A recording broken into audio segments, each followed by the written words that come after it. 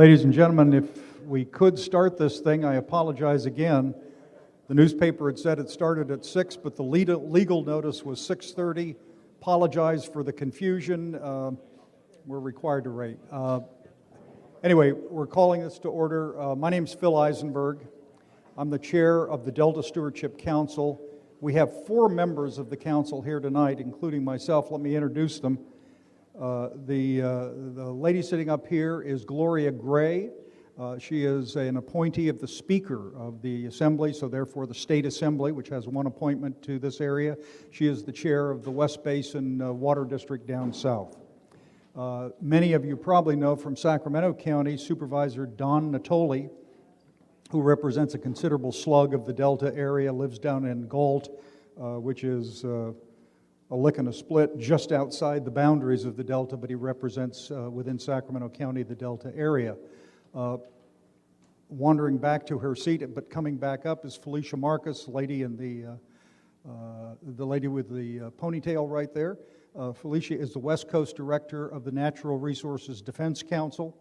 I'm Phil Eisenberg. I am former mayor of Sacramento, former state legislator, and other things, and now doing this full-time. Other members are all part-time on the Delta Stewardship Council. A couple of things, and then we're going to turn this over to Executive Director Keith Coolidge, but I just wanted to make a couple points. Suggestions, if you did, hi Jane, if you didn't pick them up, there are 2 documents I'd urge you to look at. Little folder in the back, most people look at it and they say, oh, looks boring. This is the law the legislature passed in 2009, the governor signed, the governance portion. It's the reason we're here. It's the legal mandates imposed on us. It's the restrictions. We constantly refer to it. And I'd recommend you pick up a copy for reference. Right up in the front, there's a little table of contents, not table of contents, but an index of important terms it's worth looking at. The second is this 8.5 by 11 thing called up at the top, Notice of Preparation. And this is the start of an environmental review process with this document that brought us here this evening. So let me just do shorthand. The legislature has failed since really 1960 to be able to do big water deals in California. Occasional bond issue, but nothing big. The last time something big was successfully adopted was the passage of the State Water Project by the voters of California in 1960. There was in 1982 the fight over the peripheral canal and the referenda. But basically there's been a deadlock for almost 50 years. And I must confess, to my surprise and to the surprise of a lot of people, the legislature and Governor Schwarzenegger took a break and changed that and passed a bill package, including this legislation, composed of 5 bills that are mentioned in the front. The bill that concerns us is the governance package, but there's water conservation, there's groundwater measurement, there is water rights tinkering, and there's a bond issue which has been put off for a vote until 2012. All of those together were astonishingly successful in terms of passing something big. All deeply controversial. No surprise to any of you that water is controversial, always has been, always will be in California. The legislation did a bunch of things, but 2 things are important, most important. Legislature defined for state policy what they call co-equal goals. And if you pick up this little volume and go to it, Keith's going to talk about it too, but if you go to page 23, I want to read it to you because this was pretty dramatic and very, very difficult to achieve. It says as follows: the co-equal goals mean the 2 goals of providing a more reliable water supply for California and protecting, restoring, and enhancing the Delta ecosystem. The co-equal goals shall be achieved in a manner that protects and enhances the unique cultural, recreational, natural resource, and agricultural values of the Delta as an evolving place. And as all of you know, the Delta is that interconnection where the Sacramento River and what's left of the San Joaquin River and the other streams and tributaries meets, which historically flowed through a wetland area into the San Francisco Bay out to the ocean. One other thing, the legislature also said there were 8 objectives that we had to include in the Delta Plan. And these appear under objectives in your table of contents, but page 20. And these are really the guidelines the legislature gave to us on preparing a Delta Plan and the environmental report that goes with it. Here's what the document is. The Delta Plan will be a legally enforceable state regulation. Under law, with the advice of the Attorney General, we started the environmental process because that is a necessary condition to protect against litigation for a regulation, very commonly done. At the end of the process, we are required, the statute says, we shall prepare, adopt, and commence enforcing or implementing the Delta Plan no later than January 1st, 2012. The statute set up a system where state agencies and some local agencies have to act in conformity with the plan. Yes, there's some exemptions from that. You'll hear a little bit about that tonight. But that makes everybody wake up and pay attention. So, legally enforceable Delta Plan, required environmental review process, and complicated things that lead us here tonight. This is what's called a scoping session, which is a funny word, but it comes from California Environmental Quality Act, and it's a process, it's really a listening process for us. So although there is a majority of the council here, we're not going to act tonight, we're going to hopefully listen tonight and get your comments, suggestions, observations. Hopefully some of it will be focused on the notice of preparation, but we know from the other 6 meetings we've done statewide already that there'll be comments in general about water and policy and environment and so on. So I'd like to welcome you to be here and make some procedural notations. There's a court reporter sitting over there, not because this is a court hearing, but because it's a legal process, and the usual requirement is you prepare a transcript of the record in the event you need it. We are also tape recording this event, and the tape recording is to post on our website within 24 hours, so anybody in the world can listen and benefit from whatever comments you make and whatever discussion happens here. There's some blue slips of paper floating around. A number of you have filled them out. It's kind of a request to address the council. The reason we ask you to do this is because the poor court reporter sits there and tries to figure out how to spell people's names. And, believe it or not, it's not always easy. So we ask you, when you do use the mic, just, give your name, spell it if you think it's going to be complicated, and then if you fill out one of these forms for us, we would appreciate it a great deal. Then the last thing is, sitting over there is our sound man, who became famous last night by an article in the Stockton Record this morning. It was delicious. There were 100 people down in Stockton. Just the fog was as thick as pea soup. It was, it was one car length of vision, but they all showed up. And we had 21 speakers, I think it was. It went on for a couple of hours. And at the end, I'm doing my routine about, all right now, anyone else want to talk? And I'm doing the calling once, calling twice. And a voice comes from over there. Well, it's our friend right over there who announces, surprisingly says, well, this is my paraphrase here. Says, he says, I'm from Southern California, but gosh, I didn't know all these things were going on. You ought to send people down to the South to tell us. Well, the crowd goes nuts. They give him a standing applause. That was the end of the meeting, and that was, frankly, the highlight of all of the events, all 6 we've done statewide, all spontaneous. So who knows what he's going to do tonight? I have no idea. Anyway, ladies and gentlemen, we're going to start, and Keith Coolidge, the Deputy Director of the Council, is going to walk you through some process and explain what happens between now and the end of this year when we adopt the Delta Plan.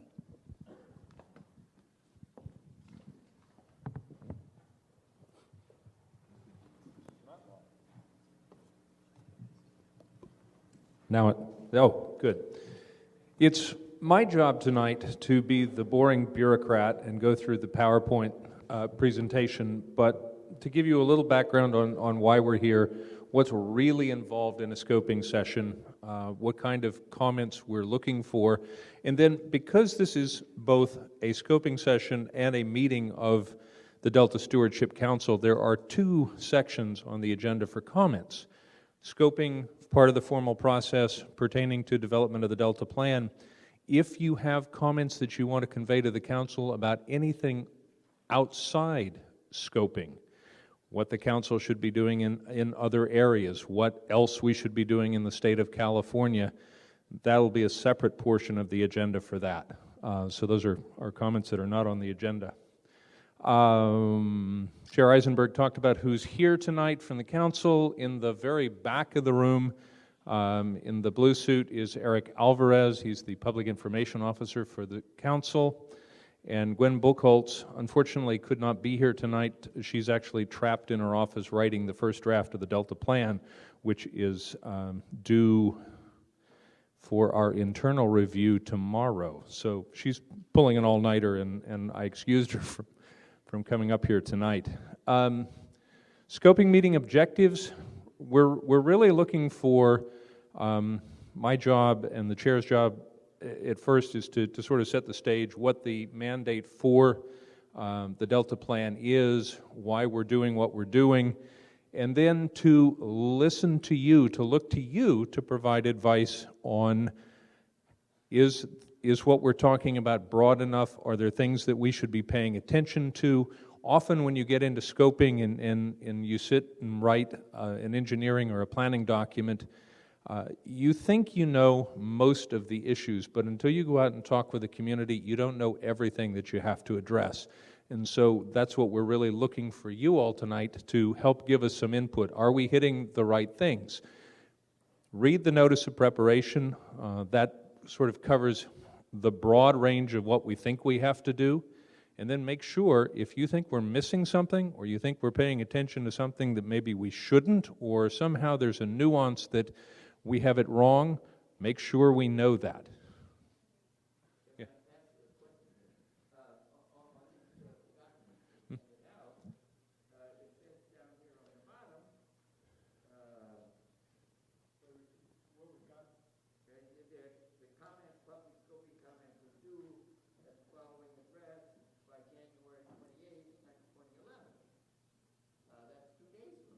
Right.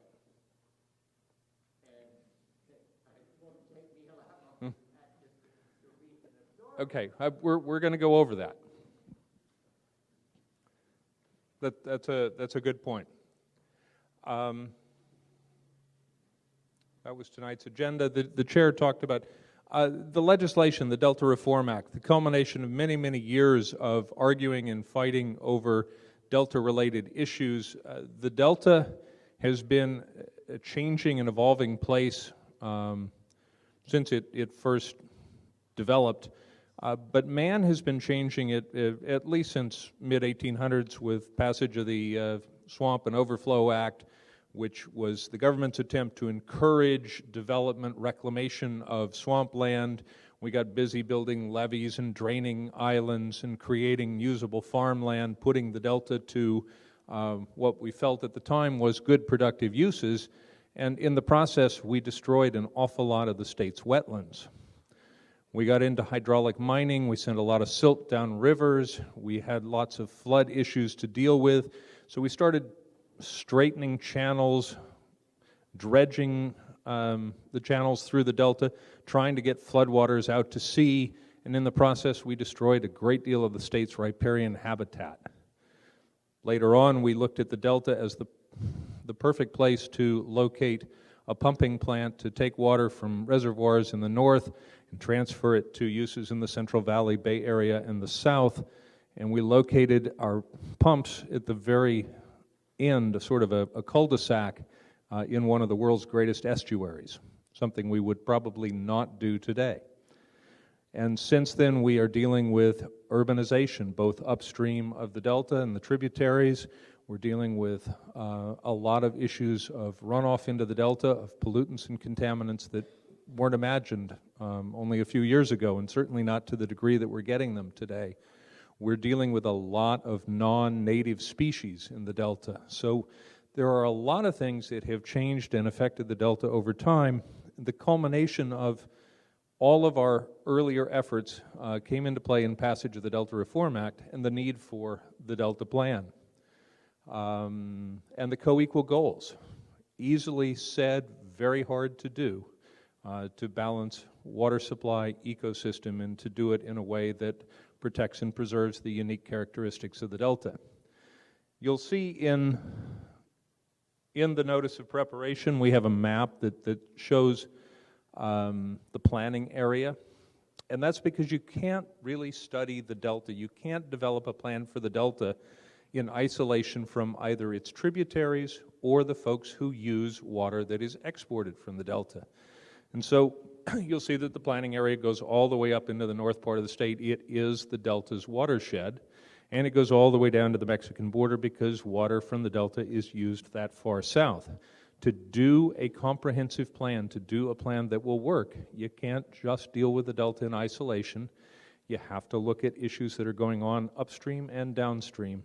That's why the planning area is so broad.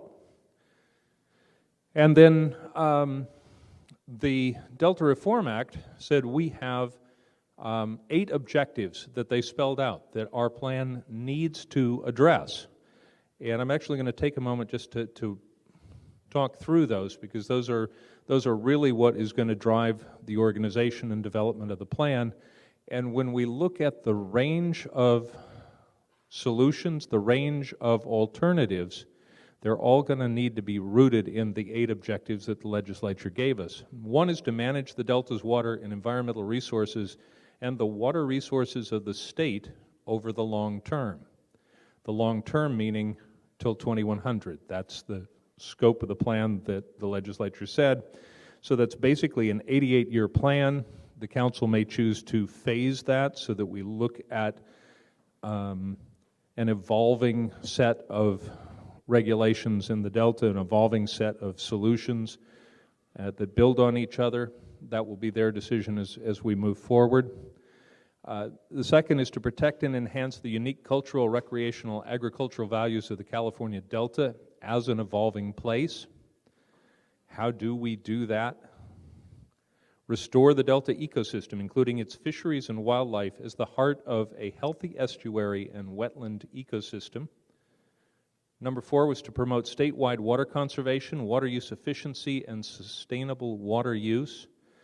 A lot of folks have said, well, you can't solve the Delta unless we are really efficient in the water that we use, both upstream, downstream, and throughout the state of California. So that is one of the key objectives.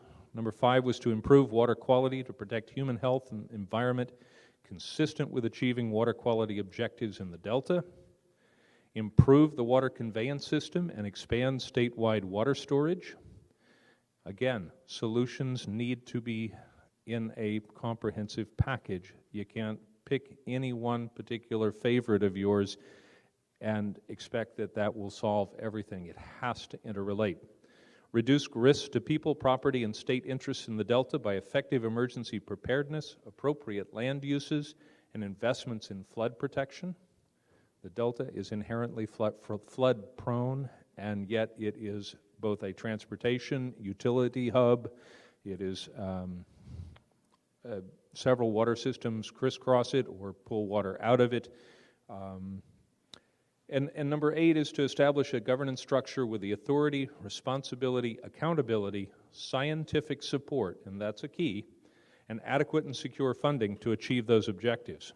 That is the wide range of the Delta plan that is going to be evolving itself over the next 7 or 8, 9 months.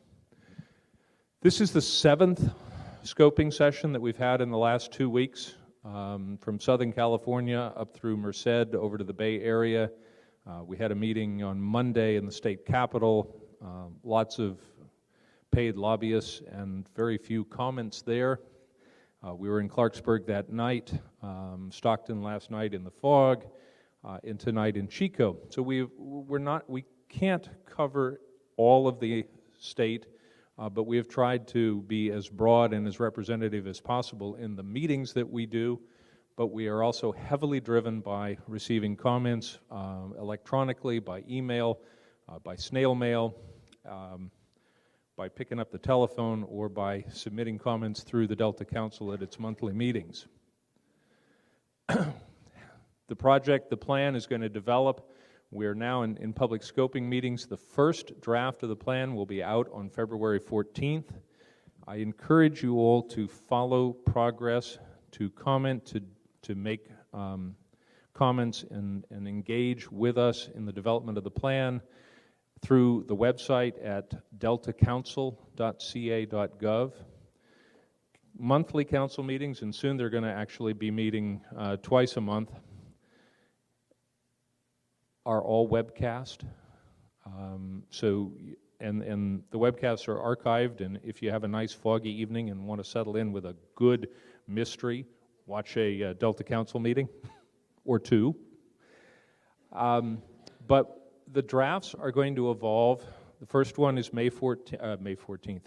The first one is February 14th, and they will follow monthly. So we're going to have another draft in March, and another draft in April, and another draft in May, leading to what we think will be a final draft plan and the draft environmental impact report in June.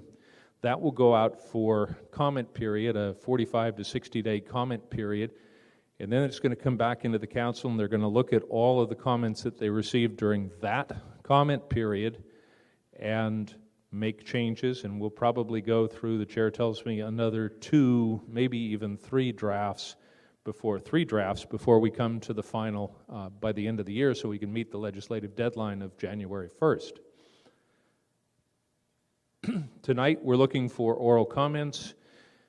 The blue cards, the court reporter, the chair has been over that. They are written comments are due by January 28th. You can either send that to Delta Plan Scoping at deltacouncil.ca.gov or drop it in the mail to Terry McCauley. If it's postmarked before or by Friday, if it's postmarked by Saturday, we'll probably be able to get it in. As well as you can follow through the website.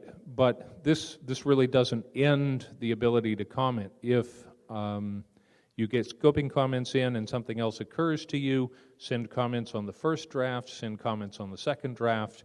Keep the comments coming, because we really want to engage in a two-way conversation. This is, I'm told not to use the word iterative, but at least it is an evolving process in writing the Delta Plan. Lastly, just a reminder, if you want to comment to the council about something not directly related to scoping, we will have that comment period after the close of the scoping comments, and with that we would open, or I'll turn it back to the chair to open the comment session. Thank you very much. Again, some folks came in later. There's some blue forms in back, which are speaker forms. If you could fill it out, ask you to print your name carefully so the reporter can read it. Also, if you have something to say, could you use the microphone, because we are recording this for purposes of posting the entire session on the website so anybody in the state can listen to the darn thing. If you have trouble getting to the microphone, just wave at us. We'll bring the mic to you, and we'll go there. I'm just taking the blue forms in the order they were received, and the first is Paul Goslin from the Butte County Department of Water and Resource Conservation. And Mr. Goslin, I know we've gotten some communications from you before, from the board certainly, and you also usefully put a reference number down on the bottom, which makes it an awful lot easier to do it. So could you spell your name for the court reporter, please? And thank you. Actually, go ahead. God's always better sometimes than spelling, because my R's sometimes aren't decipherable. I want to thank you all for coming up to the region. I did have a couple brief comments. One, I did want to reference the communication that Butte County has submitted in on the Delta Vision process, the Bay Delta Conservation Plan. We've written in on the flow criteria. All those are relevant and capture the same essence of concerns that we have and want you to take into account on the scoping process. So, And every communication we get, yours and everyone else, gets immediately posted on the website. I think we're now, because we got flooded by 3,000 emails on one day, Right. we are now in something like 4,000 or 5,000 communications since April when the council started.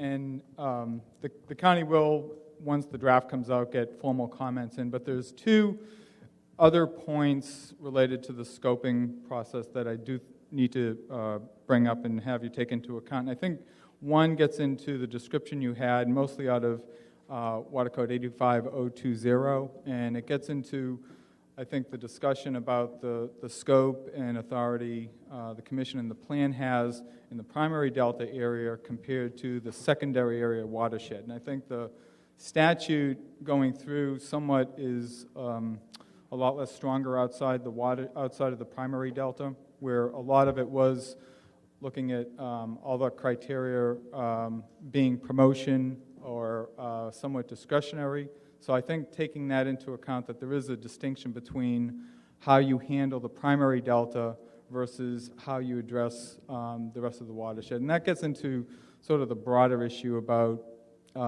sort of the protection and the concern outside the delta. We have, as part of the delta watershed, we have great concern and interest in a healthy delta ecosystem, but as much as that, we don't want the protection and solutions to the delta to affect what we have here and redirect those impacts. So that's a major concern as the process moves forward. And secondly, the section, and I didn't see anything in the scoping, the preliminary documents about 85031, language concerning protection of area of origin, county of origin, water rights. And that was an important addition into the legislation, and that needs to be referenced and accounted for in the scoping process as that moves forward. So, like we've said before, as we've come up on the Delta vision, the Delta is an important place, and that's been touted, but we also want to make clear that this is equally as important place that we want to cherish and protect the economy and environment and ecosystems here. So, thank you. And Mr. Goslin, thank you for the letters you've been submitting, and I think we've gotten like 6 of them from the county in recent months, have the advantage of being written clearly, focused on pages, references, and so on. I know you're professionals, this is what you do for a living, but that's very helpful because it allows us to match up suggested language with ideas. And I'd encourage anybody else here to kind of, if there's a way of amplifying whatever you say tonight in writing, that helps us understand what you're trying to say. The next speaker is, and forgive me if I don't have the name right, it's Mr. John Janinas, I believe. There's something that's either an N or an H there, and I'm not sure. Mr. Janinas. Maybe you should spell your name for the court reporter. My name is John Janinas, Janinis, and I'm a citizen in good standing of Northern California for about 50 years, and I'm really concerned about the state's responsibility to ensure the disadvantaged communities that they have safe and affordable drinking water. Forcing farm workers and communities to rely on aquifers contaminated by agricultural chemicals while applying clean Sierra water to crops is a moral travesty. I suggest that you identify alternative that places the quality of domestic water supplies in the forefront of objectives. And again, I want to thank you for being here, and I want to thank our community. What's really remarkable about what you're seeing here this evening, there are a lot of liberals, conservatives, and we're all together. One of the things you might want to look at, of the 8 objectives the legislature imposed on us by statute that are on page 20 of the bill, one of them is improve water quality to protect human health and the environment consistent with achieving water quality objectives in the Delta. That pretty clearly links in all of this. But the legislature didn't tell us to do everything in the state affecting everything on water. The Delta is still the focus, whether the water flows from the watershed or it's exported out. That's kind of lens through which we're told to look at this stuff. And at the same time, I just want to say I came from a meeting of alumni from Chico State, and I've never heard this before, but they were saying, we need to become a different state, Northern California, not the rest of the state. Assemblyman Stan Stathan many Stan years ago Stathan was there. tried to Okay. do that and had a heck of a run with it, but it never got anywhere. Right. We're thinking about it. Thank you very much. Mr. James Townsend? Mr. Townsend? Yes, sir.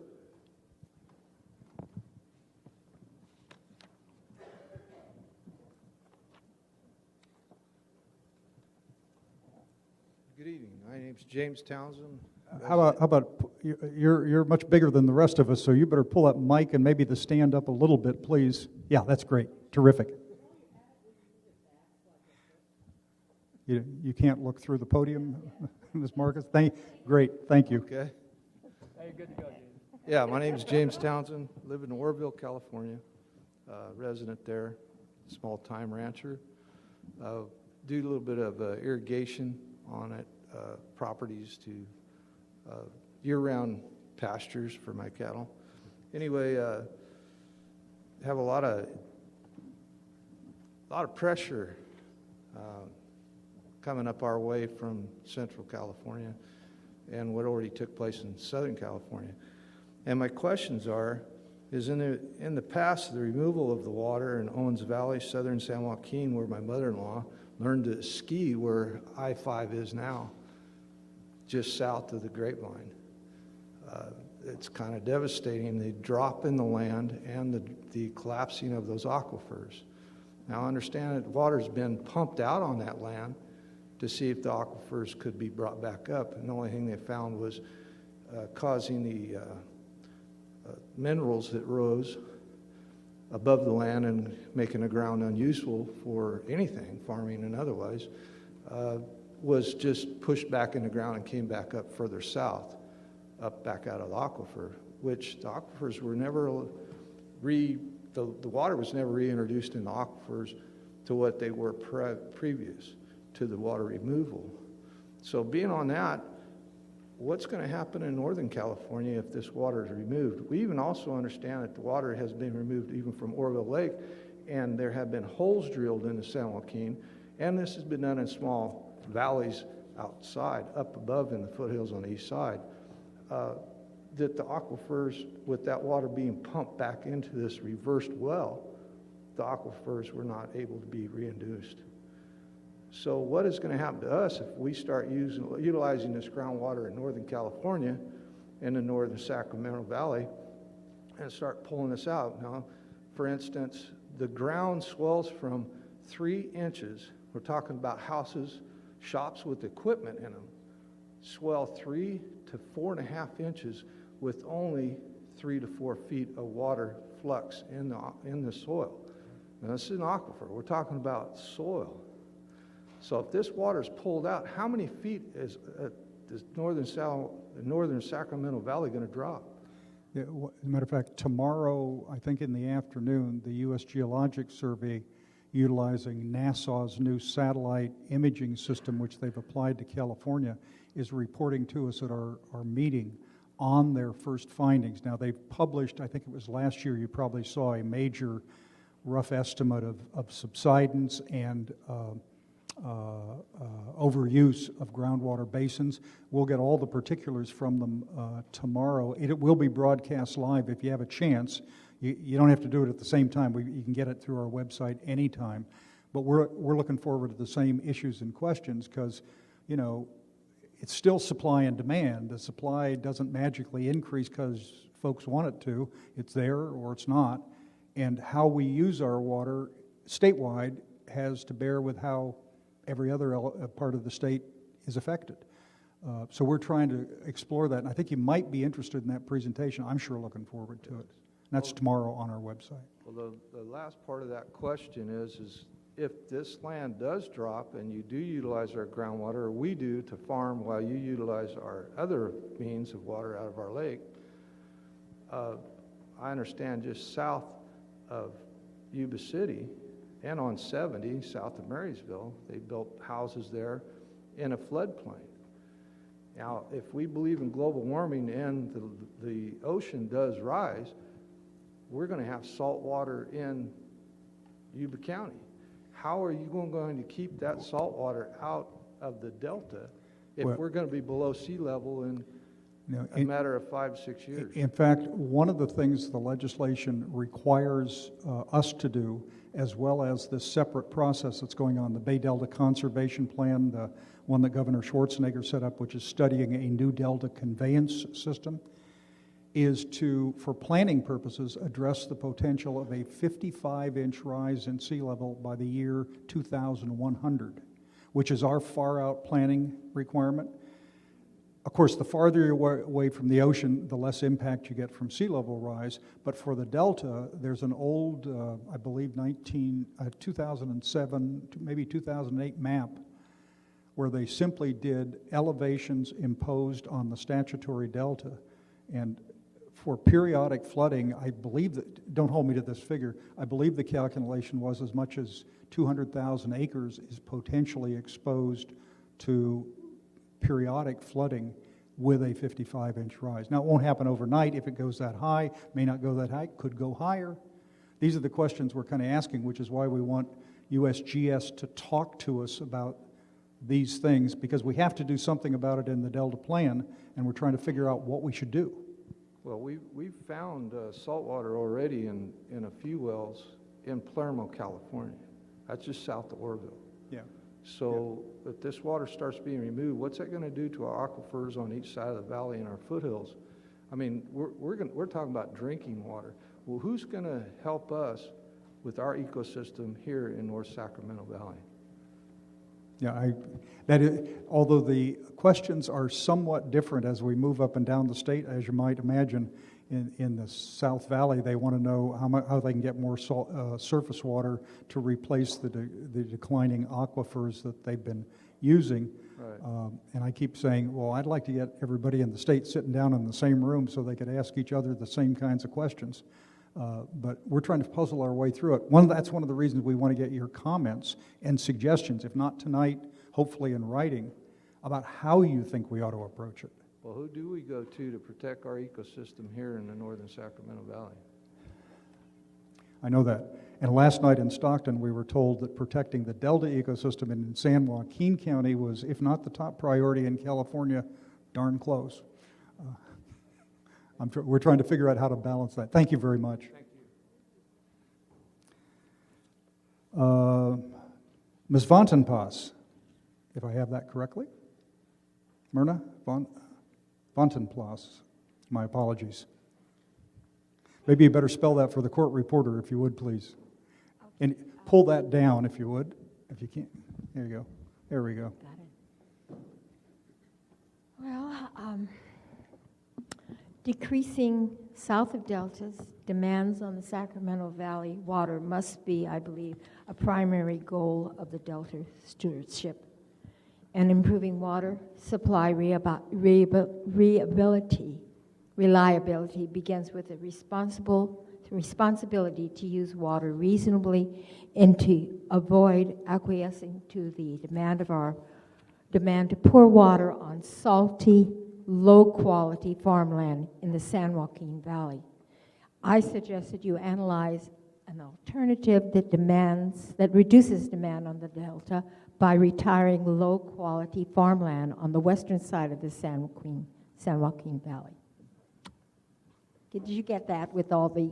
Well, as a matter of fact, one of the things you might be interested in when you go back and look at the statute, the legislature and the governor adopted some language, deeply controversial, but it says the policy of the state of California is to reduce reliance on the Delta in meeting California's future water supply needs through a statewide strategy of investing in improved regional supplies, conservation, and water use efficiency. There are other sentences in there. As you might imagine, everybody wants to read that in the way that most favors their position, and we've had tons of lawyers writing letters to us or telling us different meanings that should be applied. We're struggling with that, but that's in the statute, and that was a very, very contentious part of the bill, and it's the first time I've ever seen the decreased reliance language anywhere in statute. Okay. Thank you very much. And by the way, is that, did I have it, VANTENPL? DENP as in Paul, PLAS, Okay, Dan plus. got it. Thank you very much. Thank you. Okay, Barbara Hennigan. Ms. Hennigan.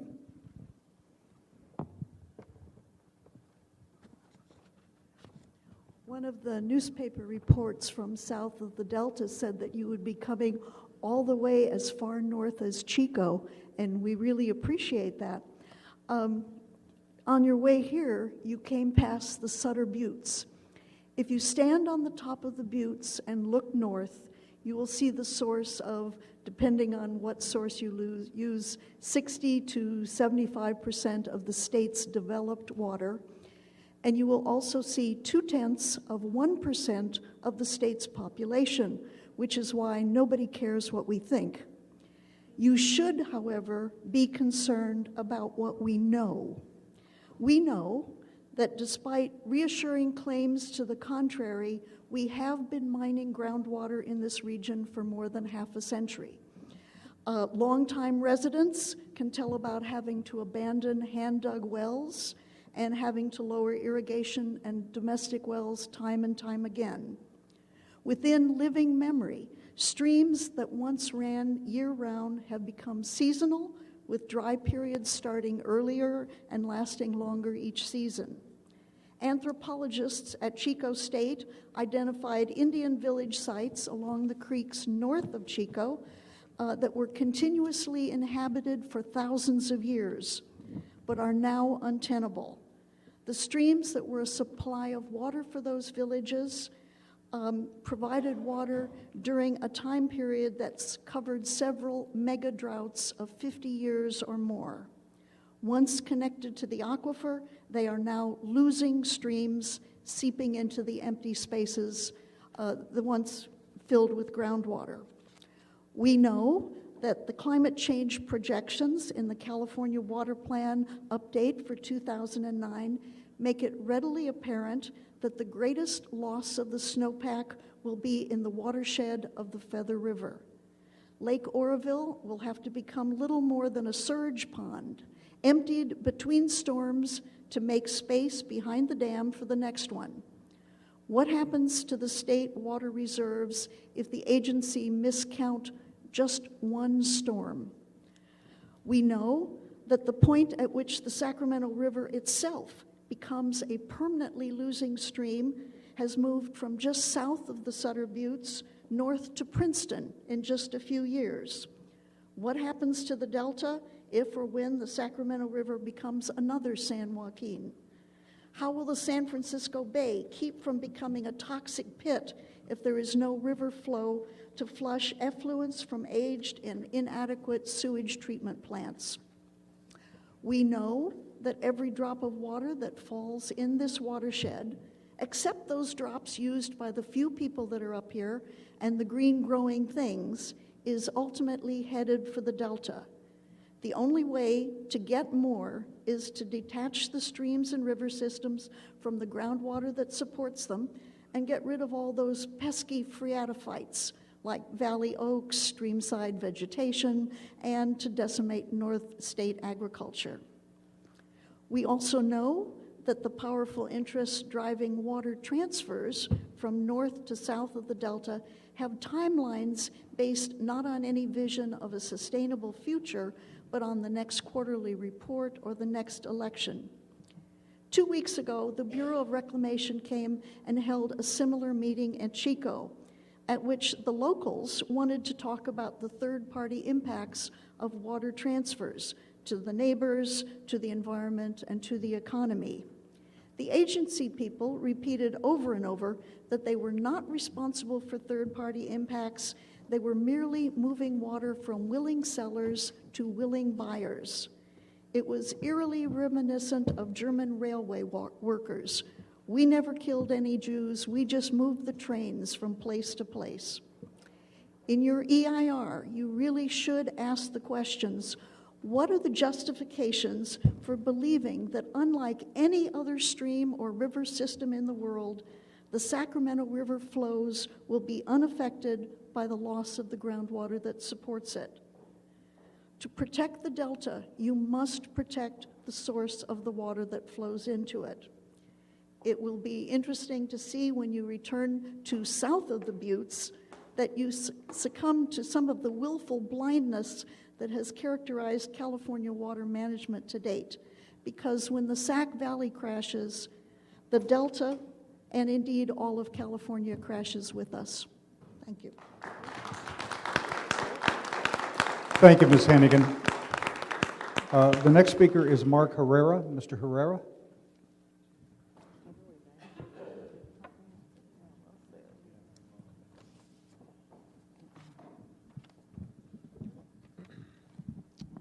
All right, that's Mark Herrera, M-A-R-K-H-E-R-R-E-R-A. Thanks for having us here tonight. I know it's legally binding for you to be here, but thanks anyways. I live in the Butte Basin region of the northern Sacramento Valley watershed.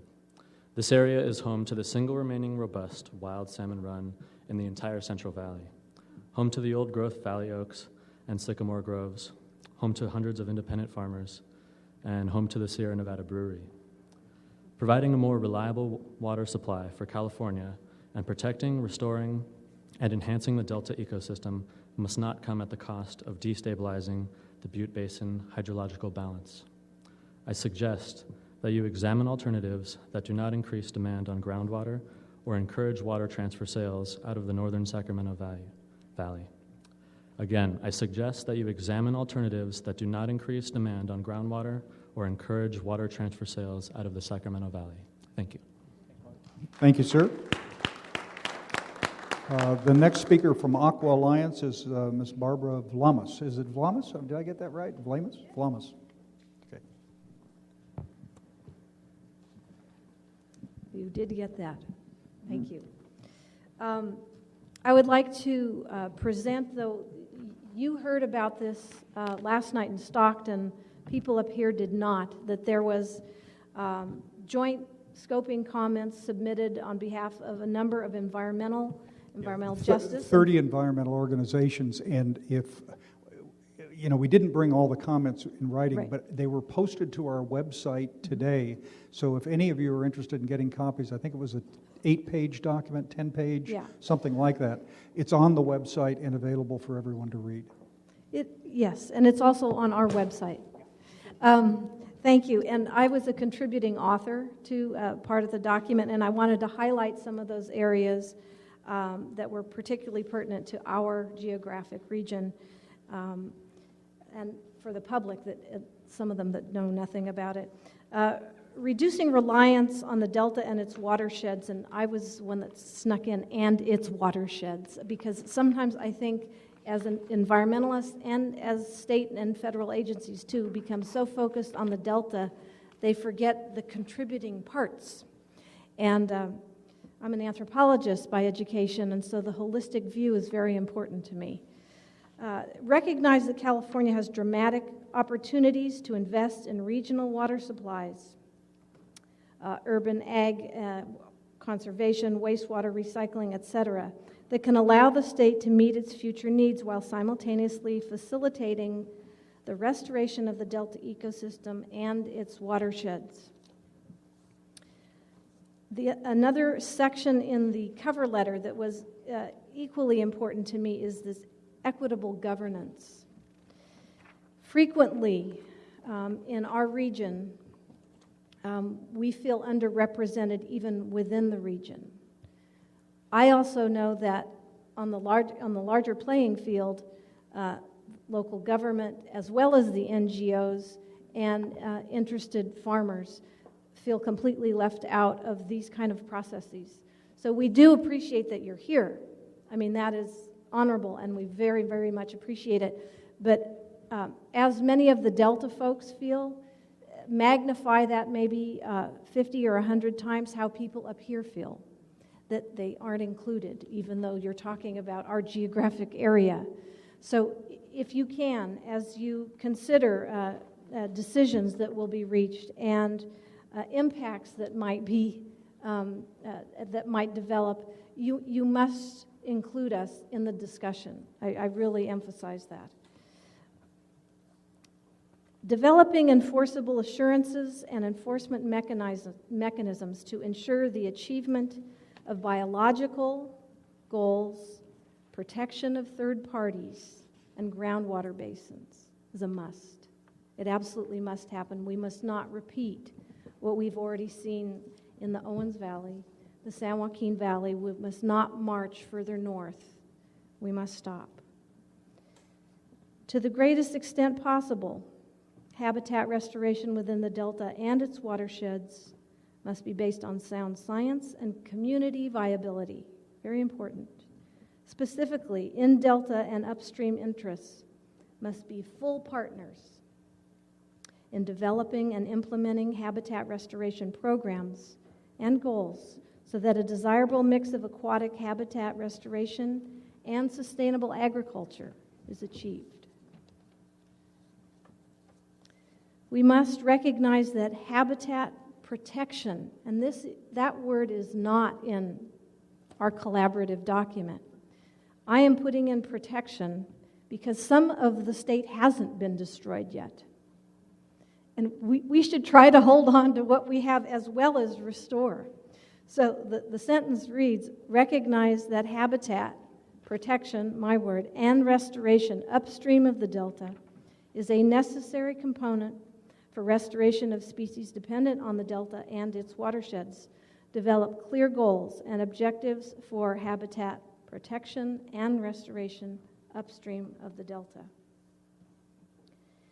In the section about water transfers, something that those of us in this region are very concerned about and have been for some time. This was my wording, and I appreciated all my colleagues understood it immediately, though it had not occurred to them.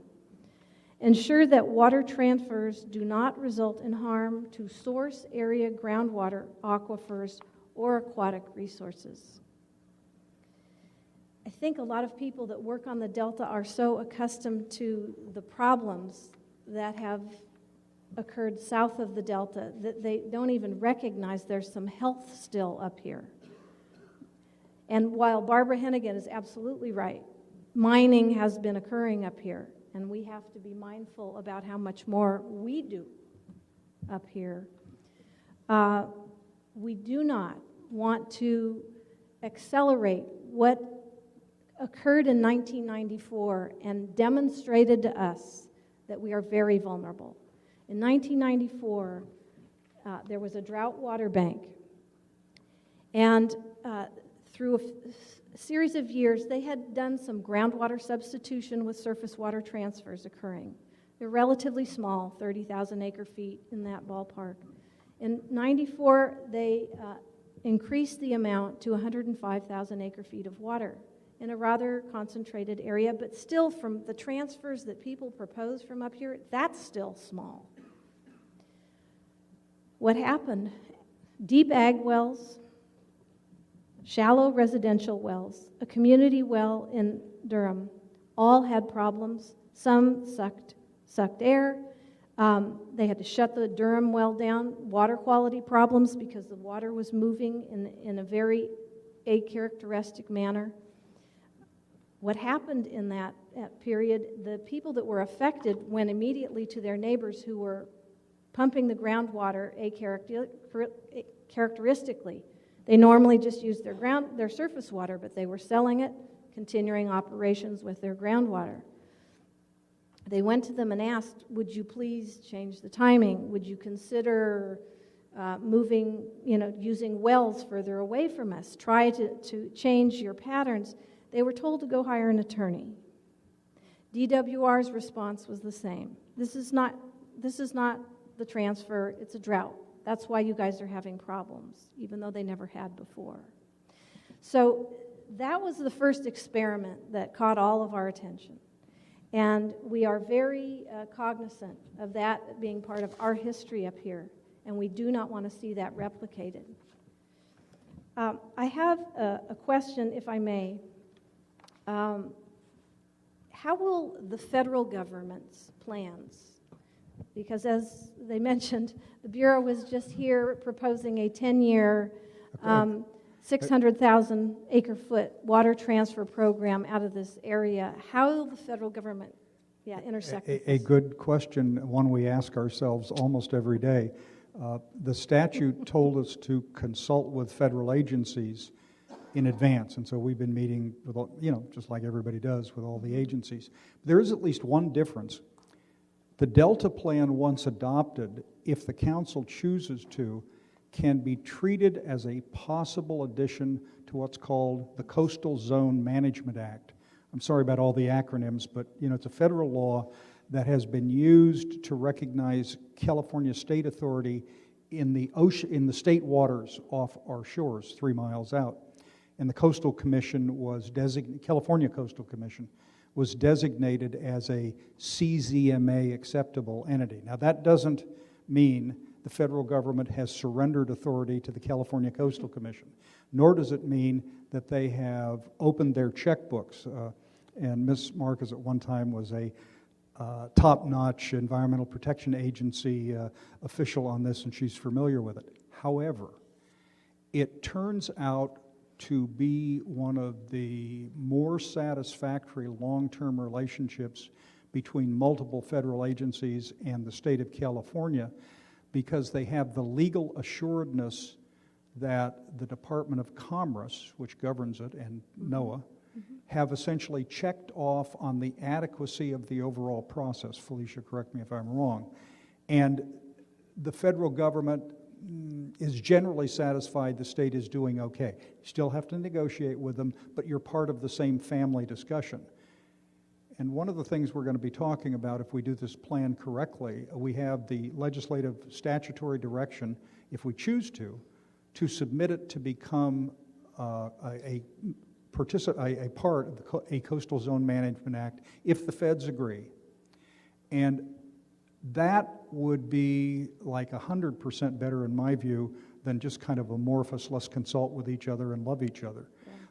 That's the one area where we have clear direction to proceed in a formal and ultimately, if the feds accept it, a legal relationship to deal with the Delta Plan. Nothing's perfect, and no state can ever totally control the federal government, but that would be significantly advantageous, we think, we've been told. It's a little far down the path. We have to get through and adopt the plan and then start the process with CZMA. Well, thank you for that. If I may encourage then, since this is a scoping process, that in the cumulative impact section of the EIR that will be coming out, you must then incorporate all of these plans that the federal agency is coming forward with, like I said, like this 600,000 acre-foot 10-year water transfer program, in a cumulative impact analysis. Well, let me tell you about that. We have been specifically directed to potentially include a whole bunch of plans, mostly state plans, but we've been given the discretion to include portions of federal plans if they seem appropriate. The problem we're facing is almost no one else is going to complete their process before we adopt the Delta Plan. So, for example, the most controversial thing is the study of the facilities in the Delta, the Bay Delta Conservation Plan. The schedule was they were supposed to finish before this body ever got created. Well, looks like it's going to be a year, 18 months, maybe a little bit longer after that. There's a process in statute where we must consider their plan. That's in the legislation, although we retain a potential appellate role to determine the adequacy of the Department of Fish and Game's determination that they've met all the environmental laws. Very, very interesting and equally controversial feature. We've been directed to include, if it's ready to go, the Central Valley Flood Management Plan, which is a major regional plan. It'll be ready, I keep pessimistically saying by 2017, but Keith and some of the others say, maybe by 2015. And the federal plans are not dissimilar. Everyone's proposing things, plans move at their own pace. We will take a look at things such as the recent federal proposal, but I can't tell you automatically that every time the federal government or any state agency proposes any action anywhere in the study area, we're going to prejudge and second guess it. We're ordered to amend the Delta plan or consider amending it at least every 5 years or more frequently if we choose, once it's adopted. And I suspect there'll be a lot of changes and amendments after. Felicia?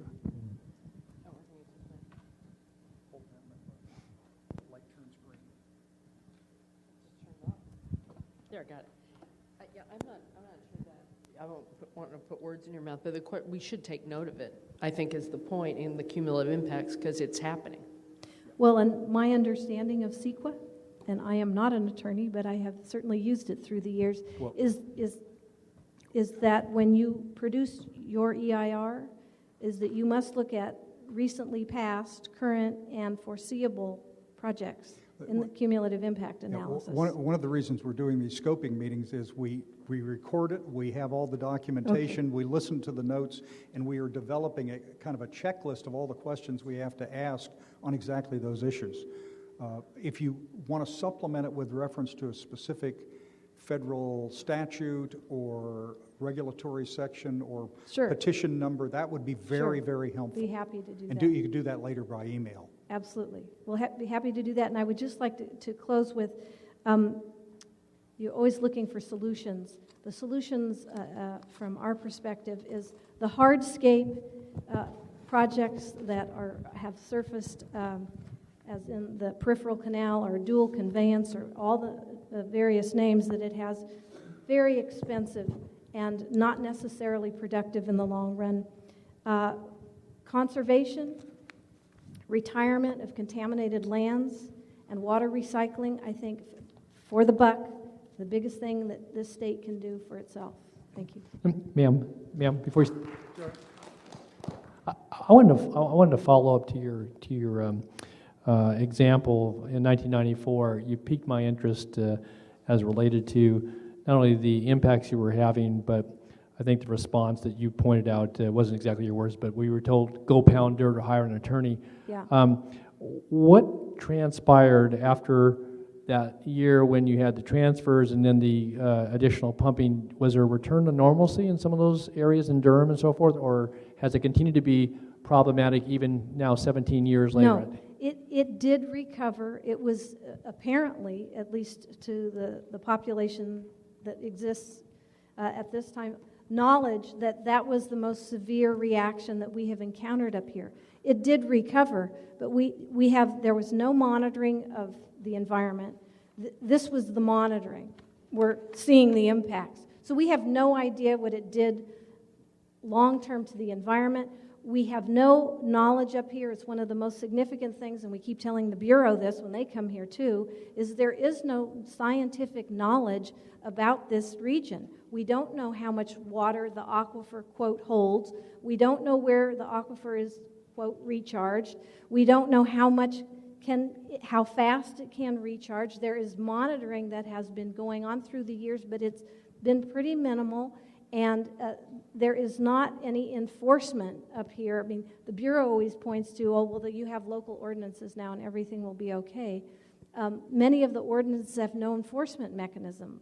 They're a step in the right direction, but they aren't the end result that we need. Yeah, just one follow-on question. And so, with there was 30,000 acre feet that was banked, and then but they pumped 3 times that much, or released 3 times that much, 105,000. I want to be sure I was clear on the details. My understanding is in 91 and 92, some of the irrigation districts sold about 30,000, 40,000 acre feet of surface water, so substituted ground.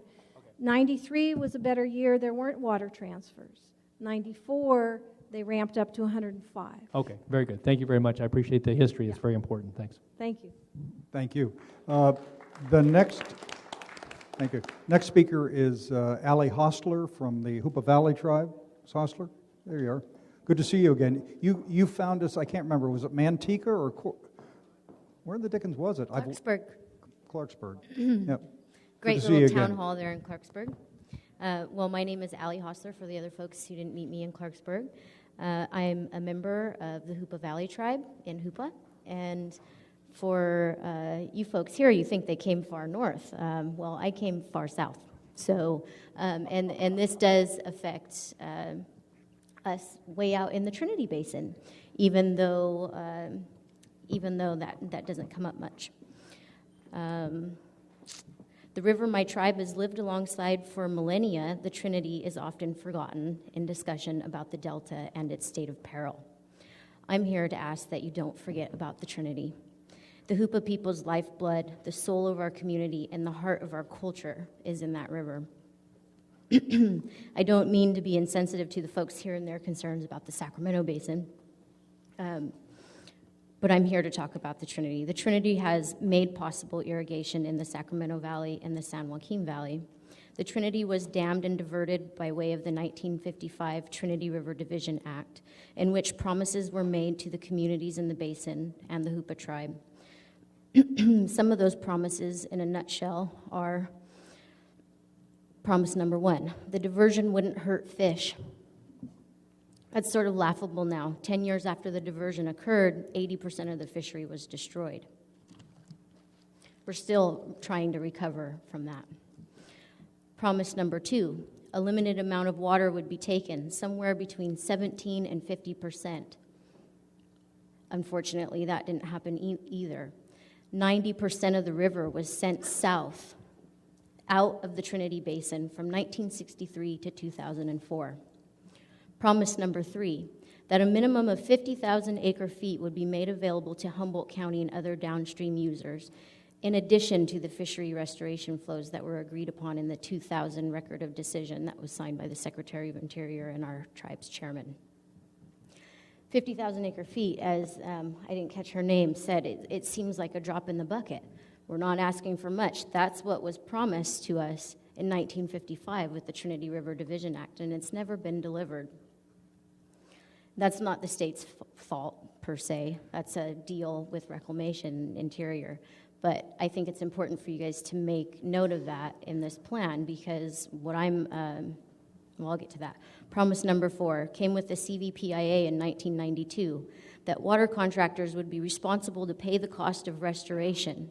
The Trinity River Restoration Program has gone severely underfunded since its kickoff in 2004, setting restoration timelines back even further. So how does this relate to scoping? What I'm here to say is that any plan for the Delta must acknowledge and hold the appropriate authorities accountable for promises made to the Hoopa Valley Tribe and Humboldt County in the Trinity Basin. Trinity River restoration must be thoroughly supported in the Delta Plan. The 50,000 acre-feet promised to the basin communities of Humboldt County cannot be considered available for diversion out of the Trinity Basin under the Delta Plan. South of the Delta, contractors must be held responsible for the environmental damages the diversions they have financially benefited from have caused. Our preliminary observations of the ever-changing hydrological modeling that is, I guess, a ongoing work under the Delta Plan. Our concerns with that is what really brings me here. It's essential for us to clarify now, early in the process, what water is unavailable for the Delta Plan, and that's water to maintain Trinity River restoration and water that was promised to our county and our communities over 50 years ago. So thank you. The next speaker is Mr. Ashlock, Mr. Mike Ashlock.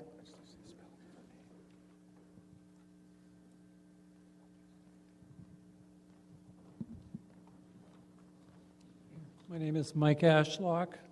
It's A-S-H-L-O-C-K.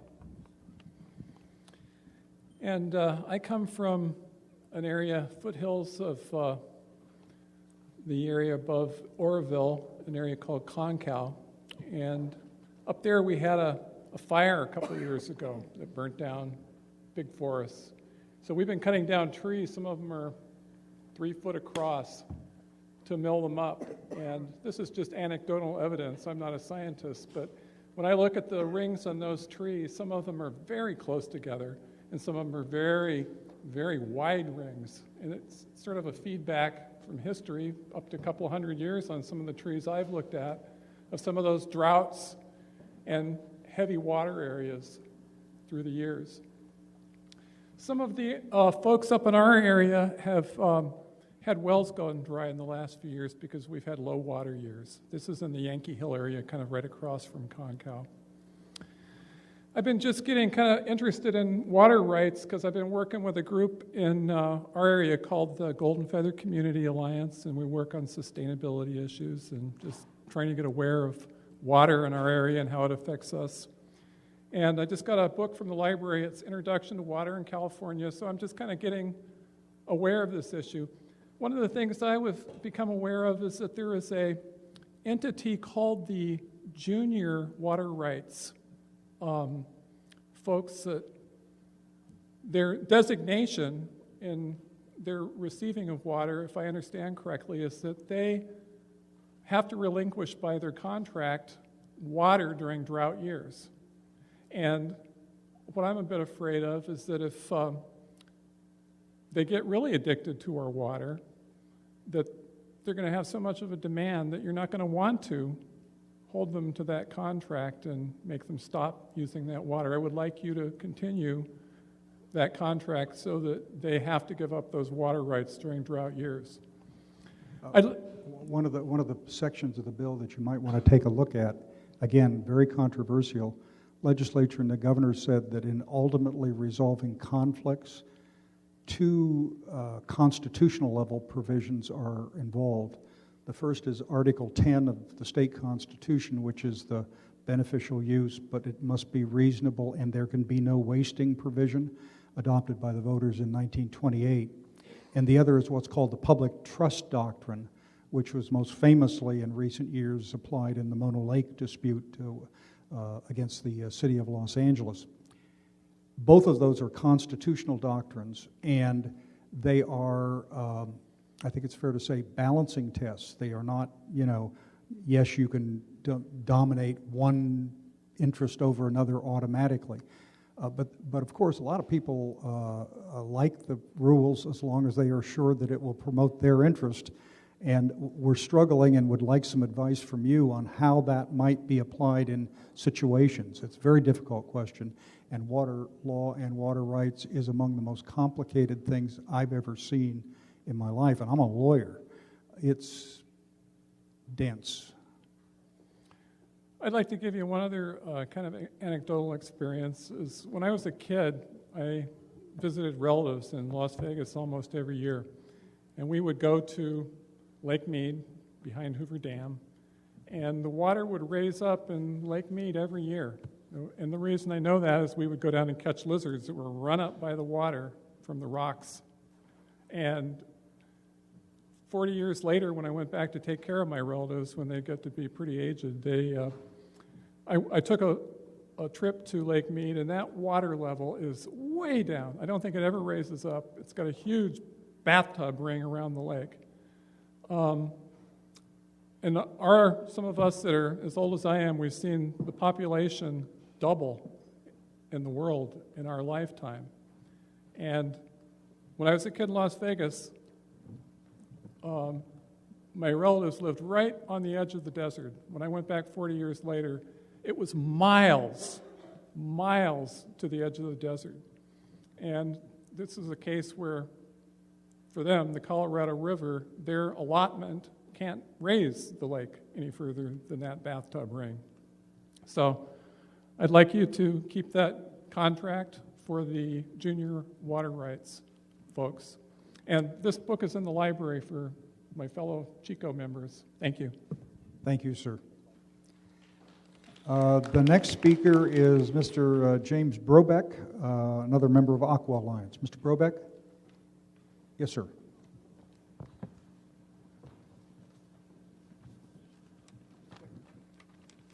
Thank you for traveling all the way up here. Barbara Hennigan mentioned the mega droughts. I hope that the Delta Stewardship Council is taking into account the recent geological history of the western United States, which in the past 1,300 years includes a couple periods of drought that lasted well over 100 years.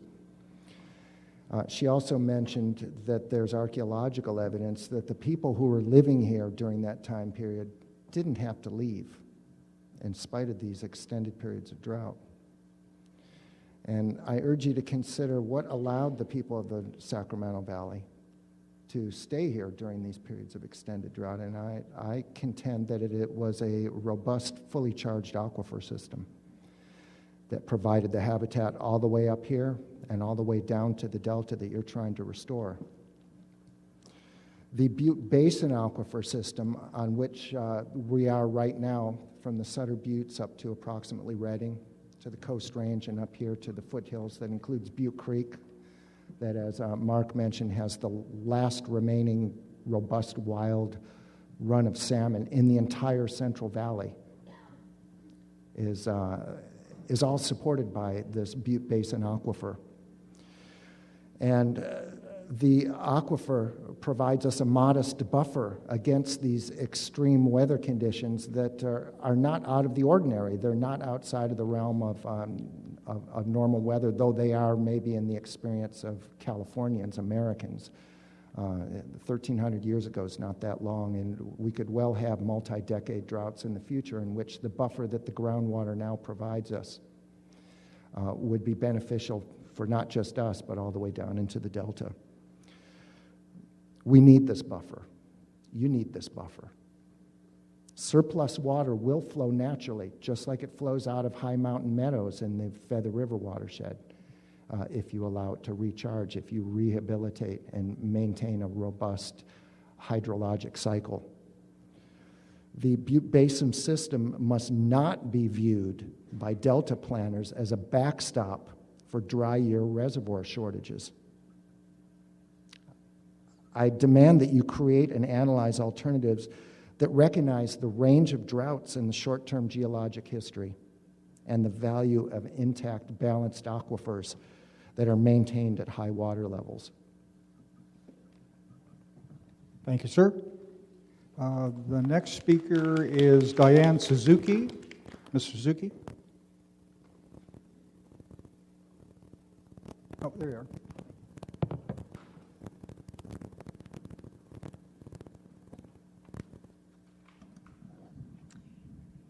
Suzuki.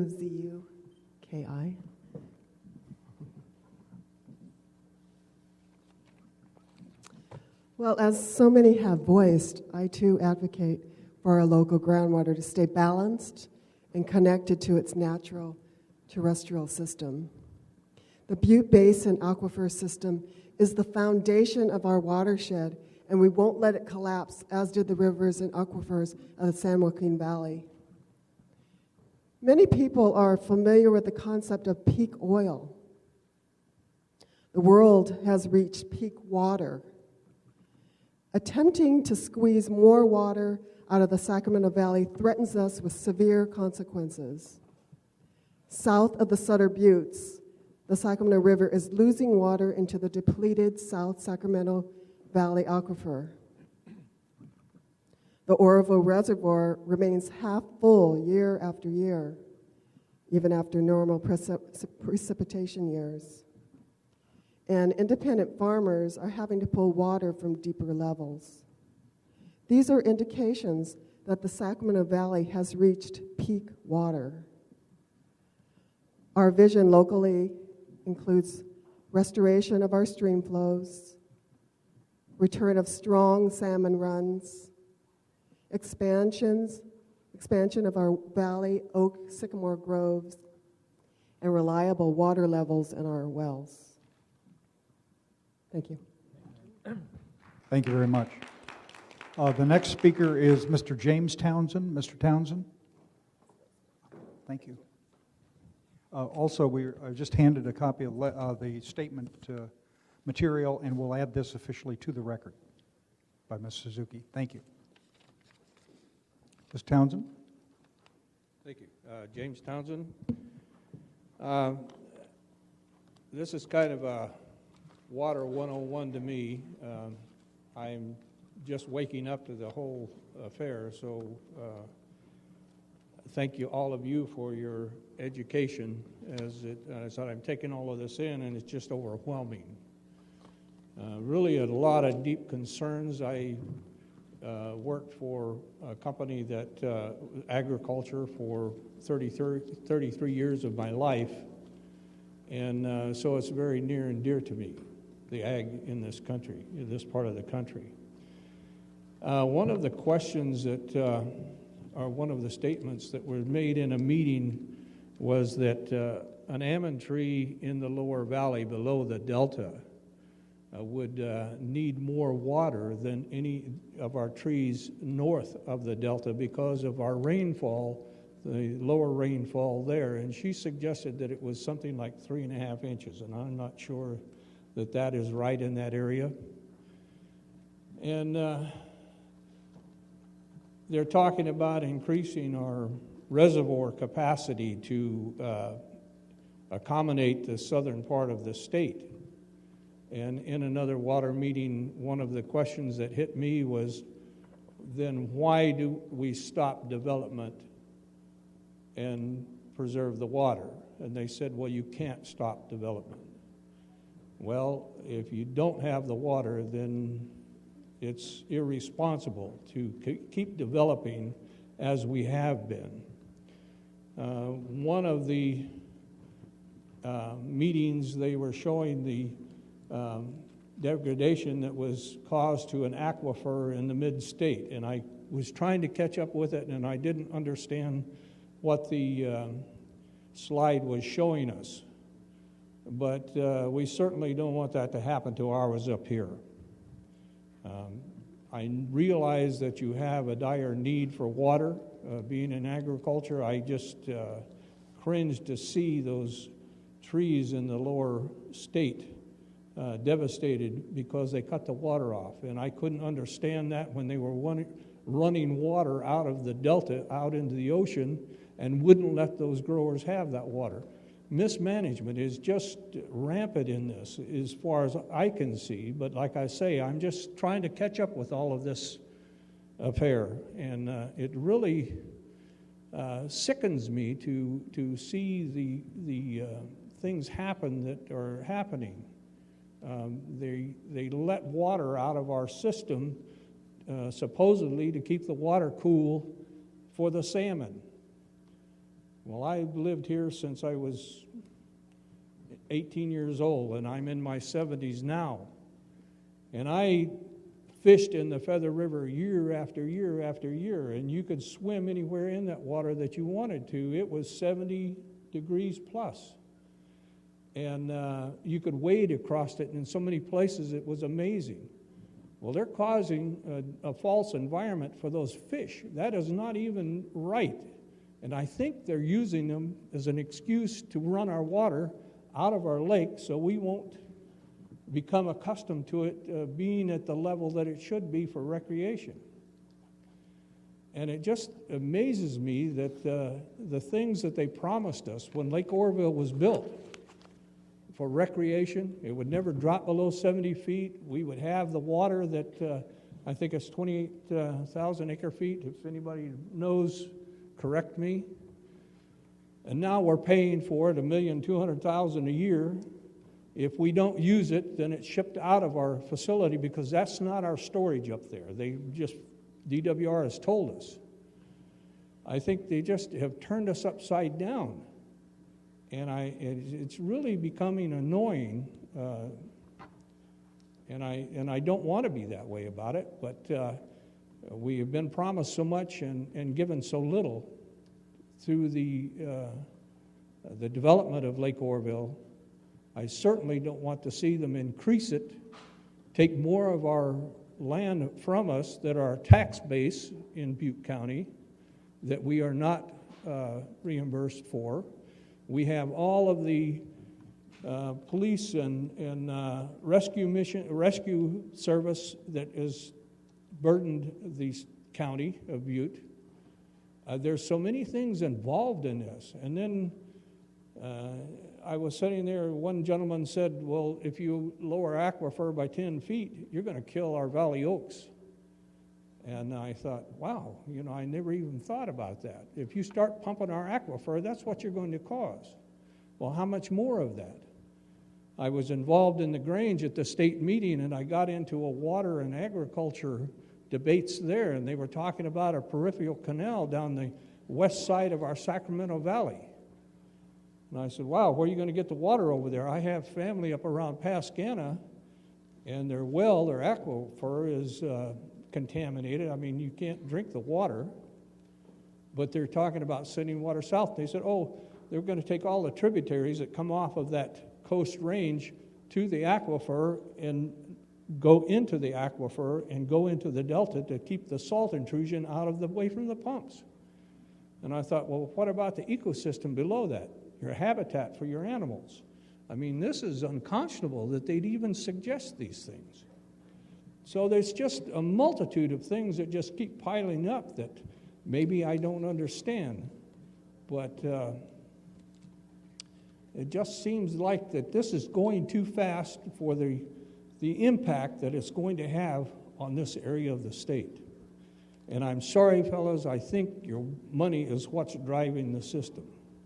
And I begged one group to please remember that this part of the county relies on agriculture for its lifeblood. If it wasn't for our agriculture, we would just dry up.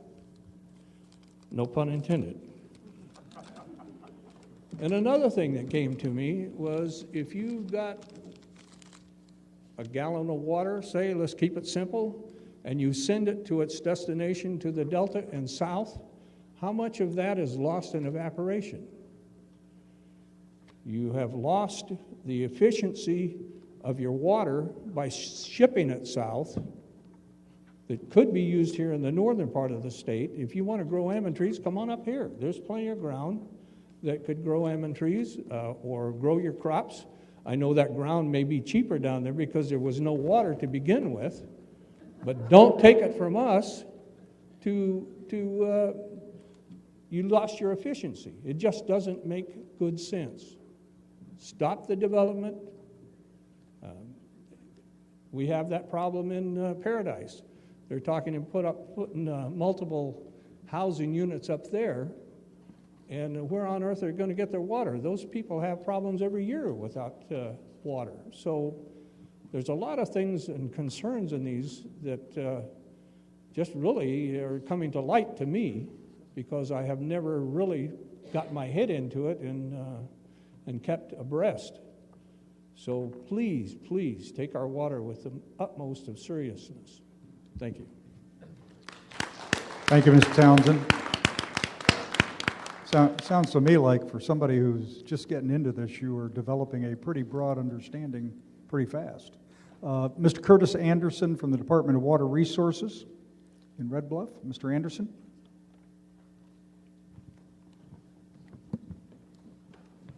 Good evening.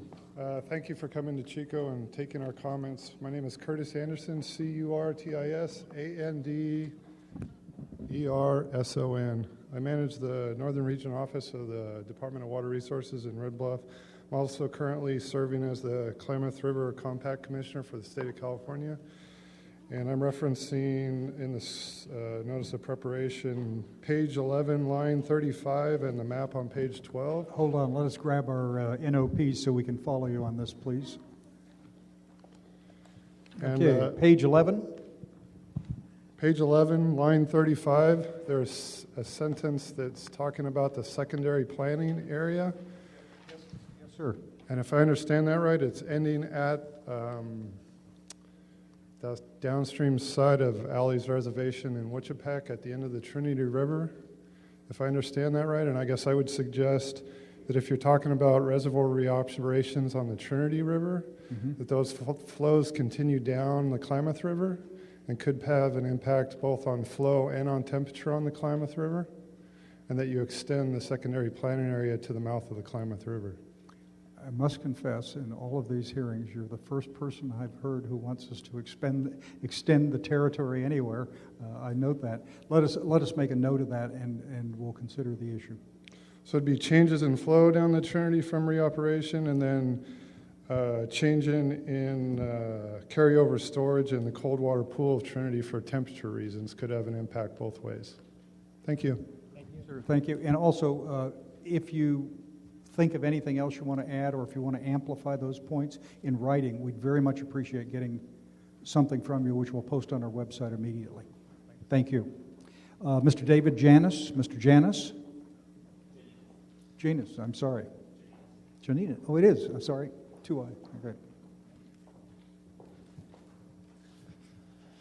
Thanks for being here tonight. It's David Janinis, Janinis. And how do I move this up? Oh, there we go. Maybe a suggestion is to get a clean canteen, just because that helps with the problem is transferring water. But I live in beautiful Chico, California, a great riparian environment with oak trees and other plants and animal life that requires water. Water in the wells and in the creeks are key for these trees to naturally stay alive. We grow rice, almonds, olives, and many varieties of food locally. We are working hard to make our way of life sustainable, local, and it is our observation, we the people, that water transfers are not sustainable. So how many people here can honestly believe that we can continue to take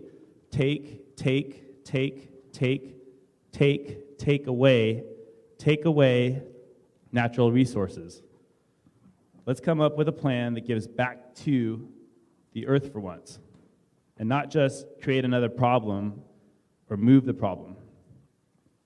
Just once can we keep our natural habitat and ecosystem at the front of our decision making.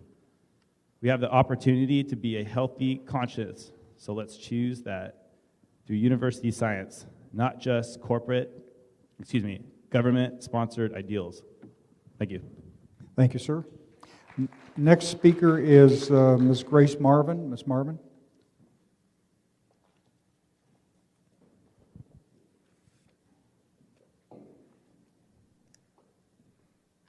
I'm watching you as I'm listening to the speakers, and I can see that you too, most of you it seems, are very impressed with the stories of the people up here and the depth of our concern. And I don't have any new story to present to you, but I have a question.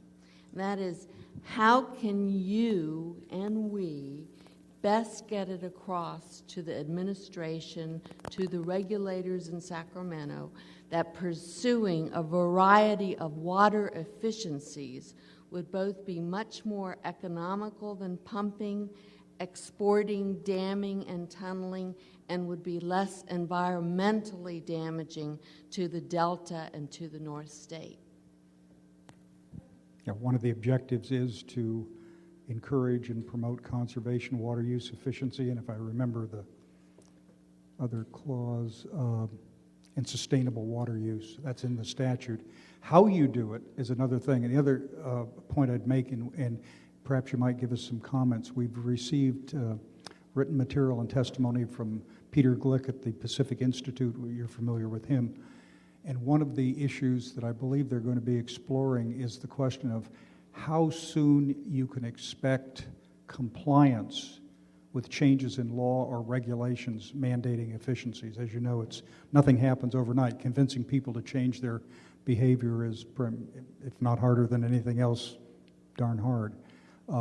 If you have any thoughts on that and have ways to approach it, we'd very much like to hear that. This is more a political question, I guess. The governor is very concerned about money. I heard him interview today. He doesn't know how he's going to address the state of the state because money is the bottom line.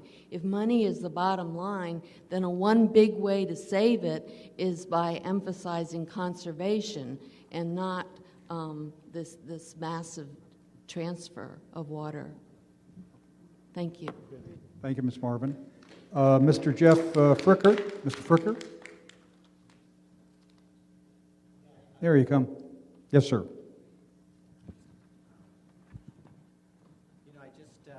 I'm Jeff Fricker. I live in Butte Creek Canyon, and I've been a resident for almost 35 years in this area. I guess what I would like to talk about a little bit is I'm aware of something, and I just wanted to bring it up with regard to the junior water rights. It's sort of a separate issue. The richest water district in the world, my understanding, is Westland Water District out of Fresno, and they're driving a lot of this, as is my understanding.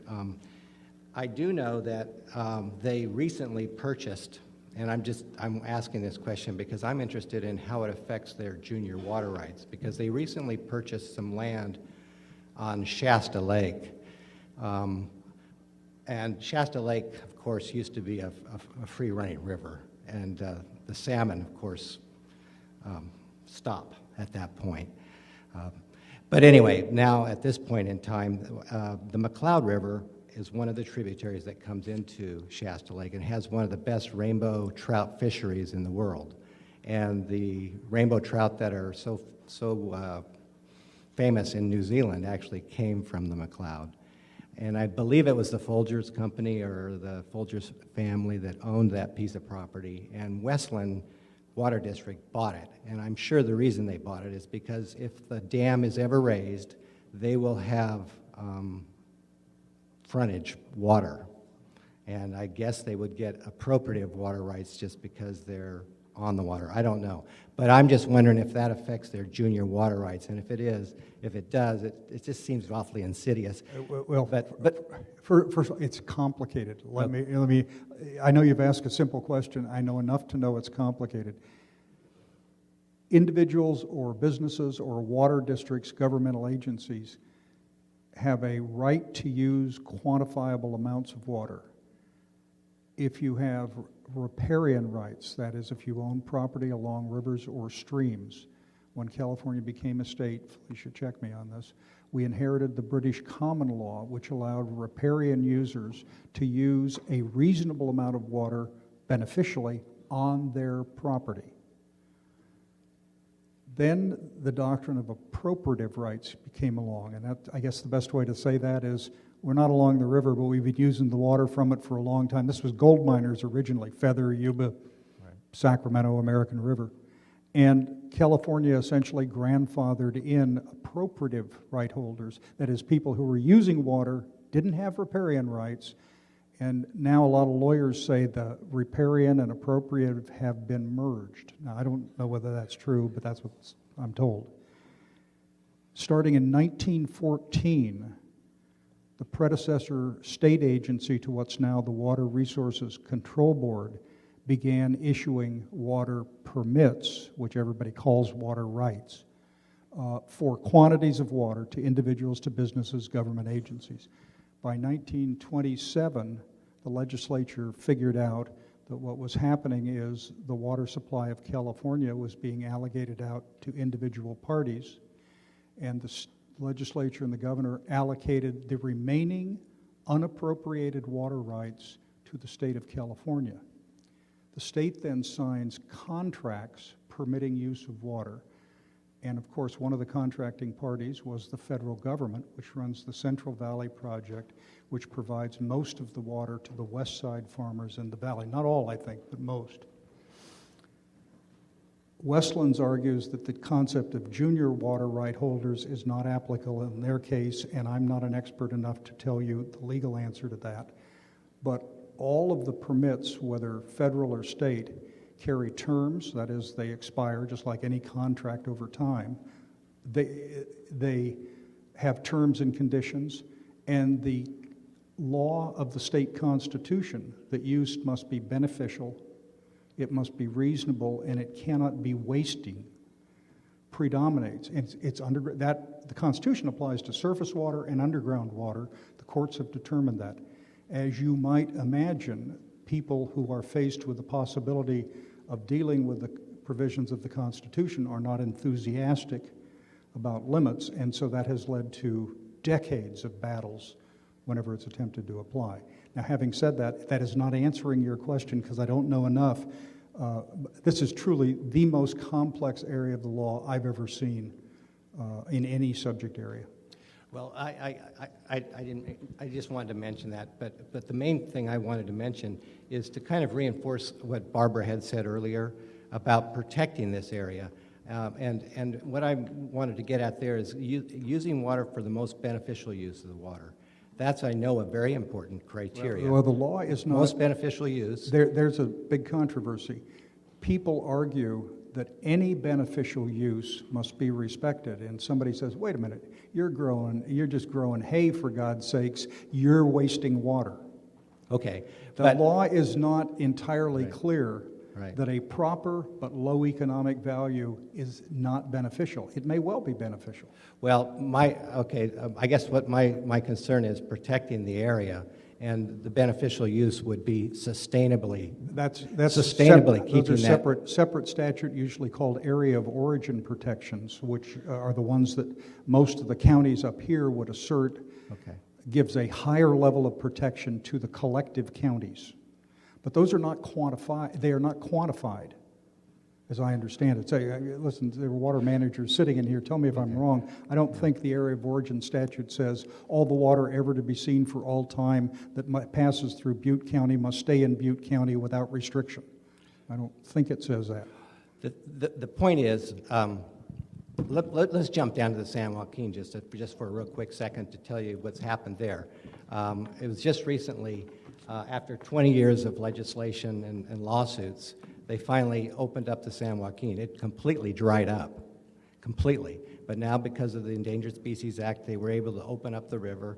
Farmers who had been basically moved into the floodplain, not only into the floodplain, into the main channel of the river, were complaining because the river was going across their farm again. That's how detached and how insulated they became in terms of awareness of having a sustainable kind of watershed for their farms. We here have a very sustainable situation where water is coming down. We want to protect. We are also doing some restoration, to be sure, because the Shasta Dam went in, the Red Bluff Dam went in. There's plenty of restoration to go around because of the salmon and the Endangered Species Act. But we have a very sustainable watershed that works well here. And what Barbara was talking about is protecting what we've got. And that's the most beneficial use of water long term. Because as soon as you start taking the water off the surface and then pumping the groundwater, then all of a sudden you're starting to run into the same problem the San Joaquin had.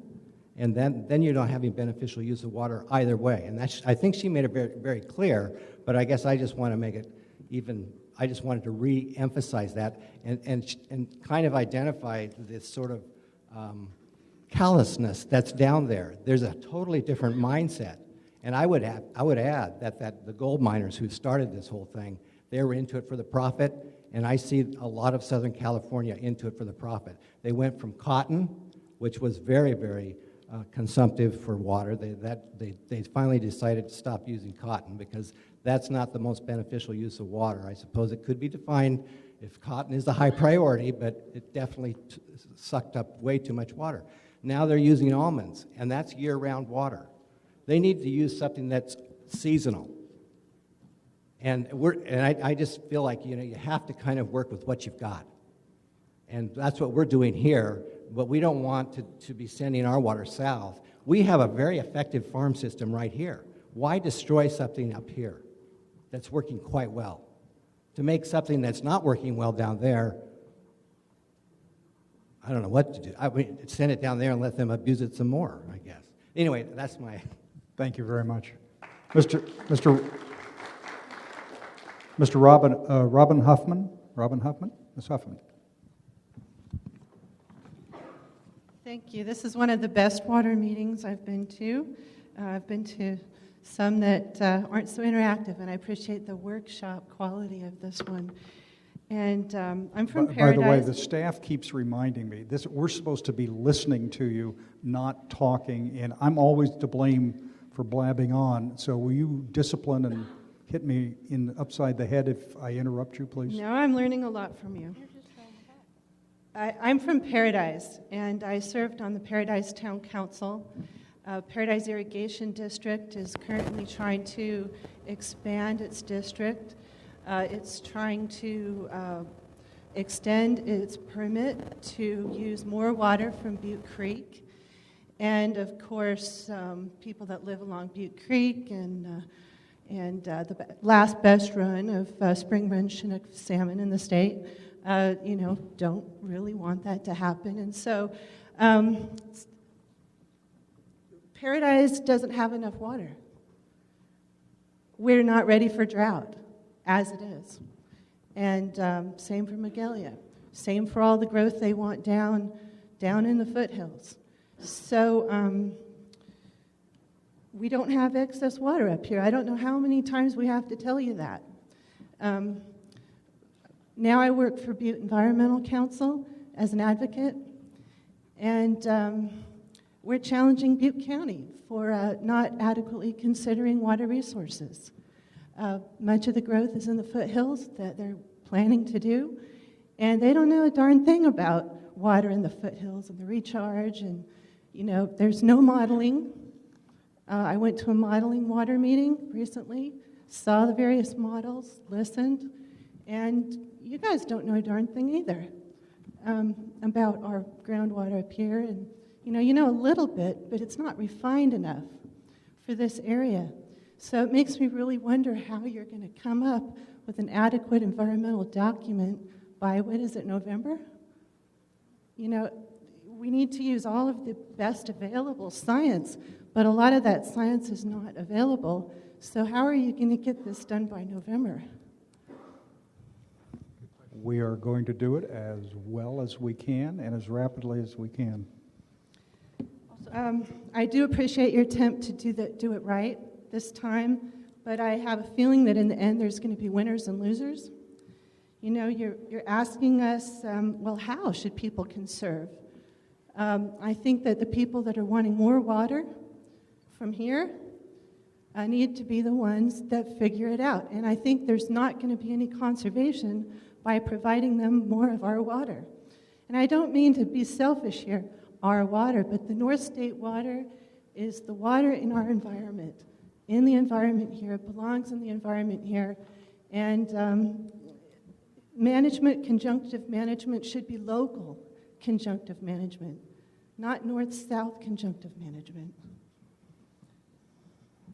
Really worried about the state water plan. The burden of proof. Maybe a mitigation measure should be that the burden of proof for harmful effects should be on the water transfer people, not on the people who are experiencing lower wells, having to pay for that, and then hydrologists too. That's ridiculous.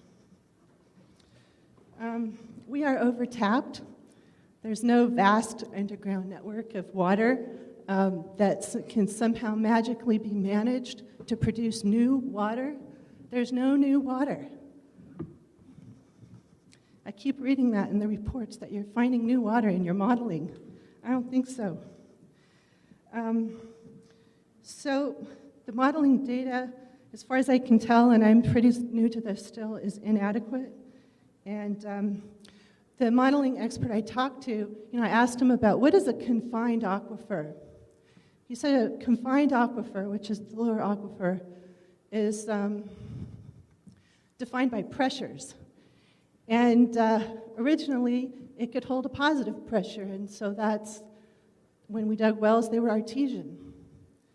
And now there's negative pressure, which means they're trying to suck more water into them.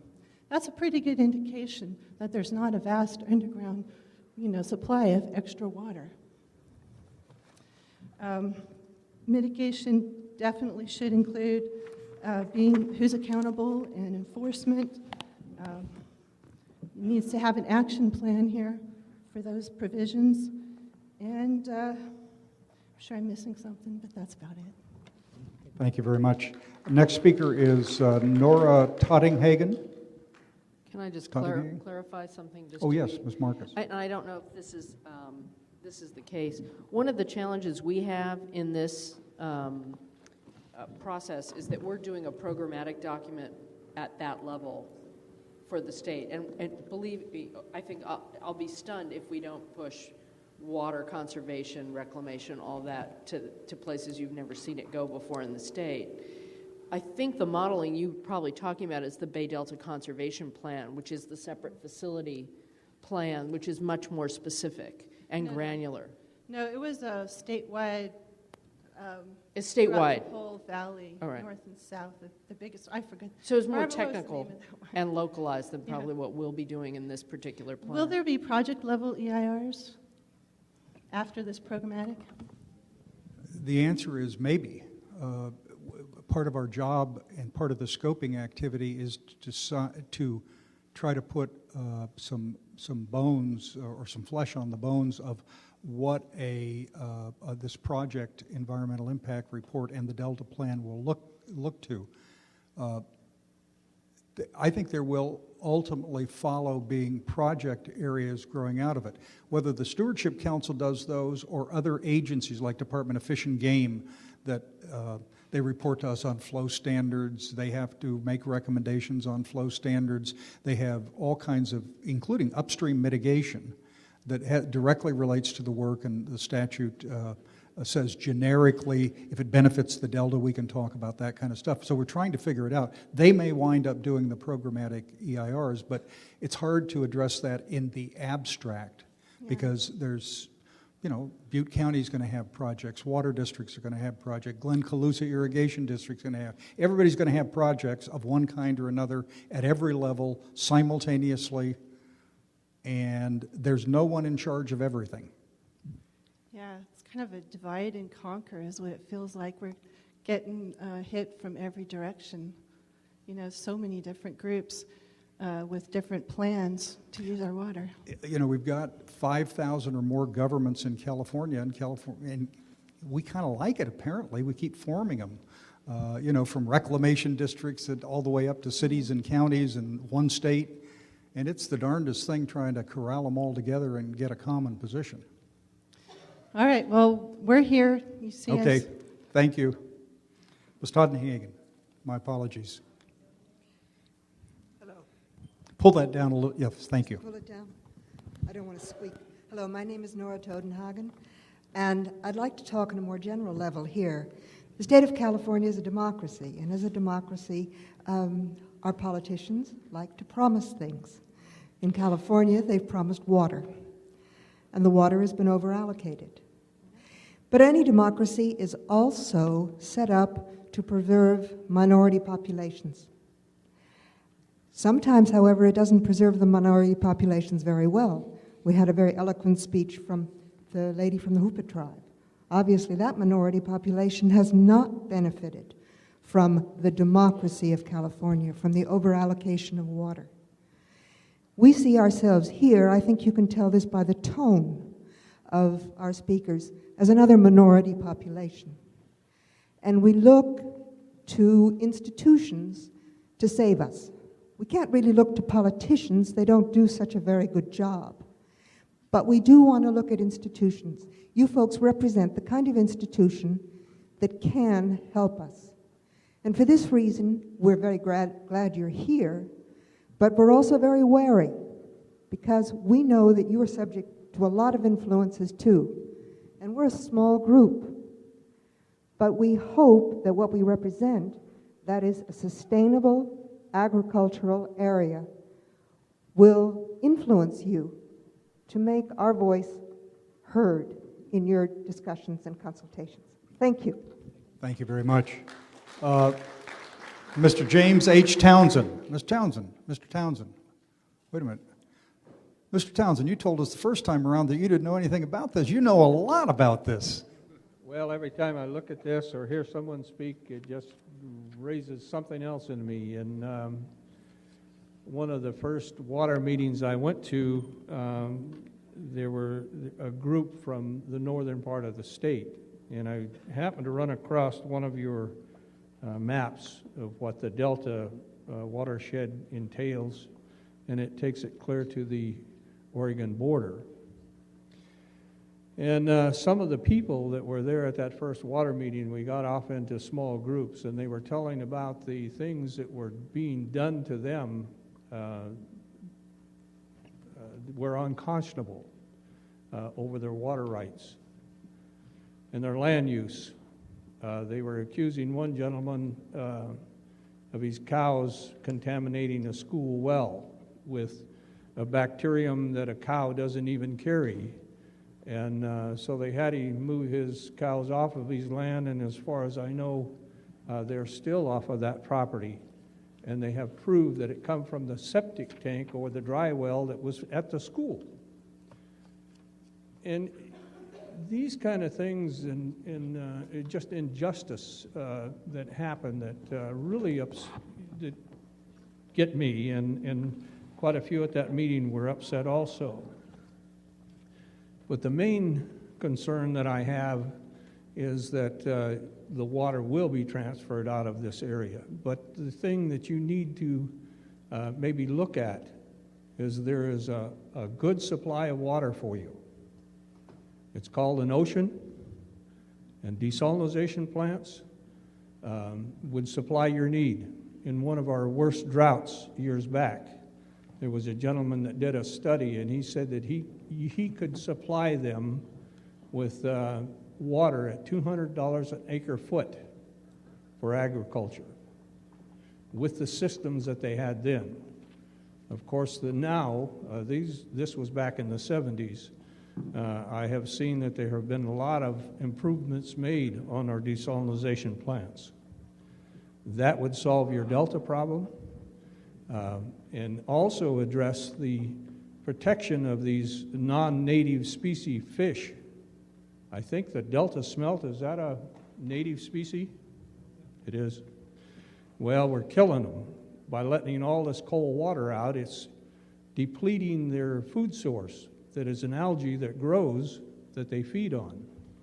So that has caused the striped bass to feed on the salmon and steelhead fry that go down there instead of eating the Delta smelt. So if we turn this thing back the way it was and try to keep things more of in a natural flow rather than man's intervention, we may see that things work out a lot better for our environment, for our fish species, for the human species. And there was one suggestion that a gentleman made many years back, and everybody kind of laughed at him. If you're worried about the salt intrusion in the Delta, build ship locks in the Carquinez Straits. The engineer named Mr. Reber, who proposed it for years, and there were like 5 Excellent government idea. studies. The Reber barrier.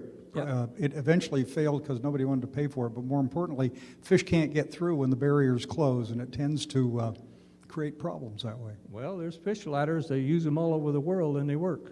But it wasn't in the plan of things, and they didn't want to do that, or it cost too much money. Right. They don't have a problem with wanting to set up a $11.2 billion bond to improve our reservoirs up here, to improve our water system, to double the amount of water that they're going to run south. Build the desalinization plants. It would solve a lot of problems. Thank you, Mr. Thank you. Mr. Brad Matson. Mr. Matson from the Richville Irrigation District. Yes, sir. Thank you very much. I just had 2 comments about on page 23 of your NOP. 23? Yes. On the 4th bullet down, you say, consider expanding in practice and/or legislation the ability to use eminent domain procedures to further policy objectives of the Act. Yes. Last time I checked, a water right was a private property right. Would you consider using eminent domain to look into acquiring private property rights such as water rights? Is that something that's thought of in this? The water code now permits the state of California to exercise eminent domain. They don't use it very often, but it permits it. Okay. And the next thing, I'm sure all of us know the state's broke. Which page you looking at now? What was that? Still on page 24, at the top of page 24, the next bullet. It says, consider a financing plan that could be based upon fees and charges to fund implementation of the Delta Plan.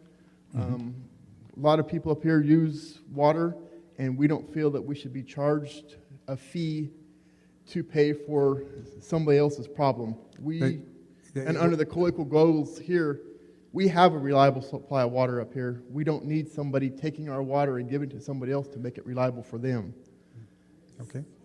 So we need to save our water. I agree we need to protect the ecosystem, but we have an ecosystem here to protect as well. So that was my comments. Thank you. Thank you very much.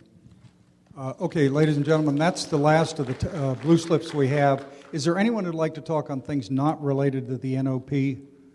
Hopefully not the same speeches over again, but new comments. Anyway, yes, sir. If you could grab the mic and again identify yourself and go from there. Please.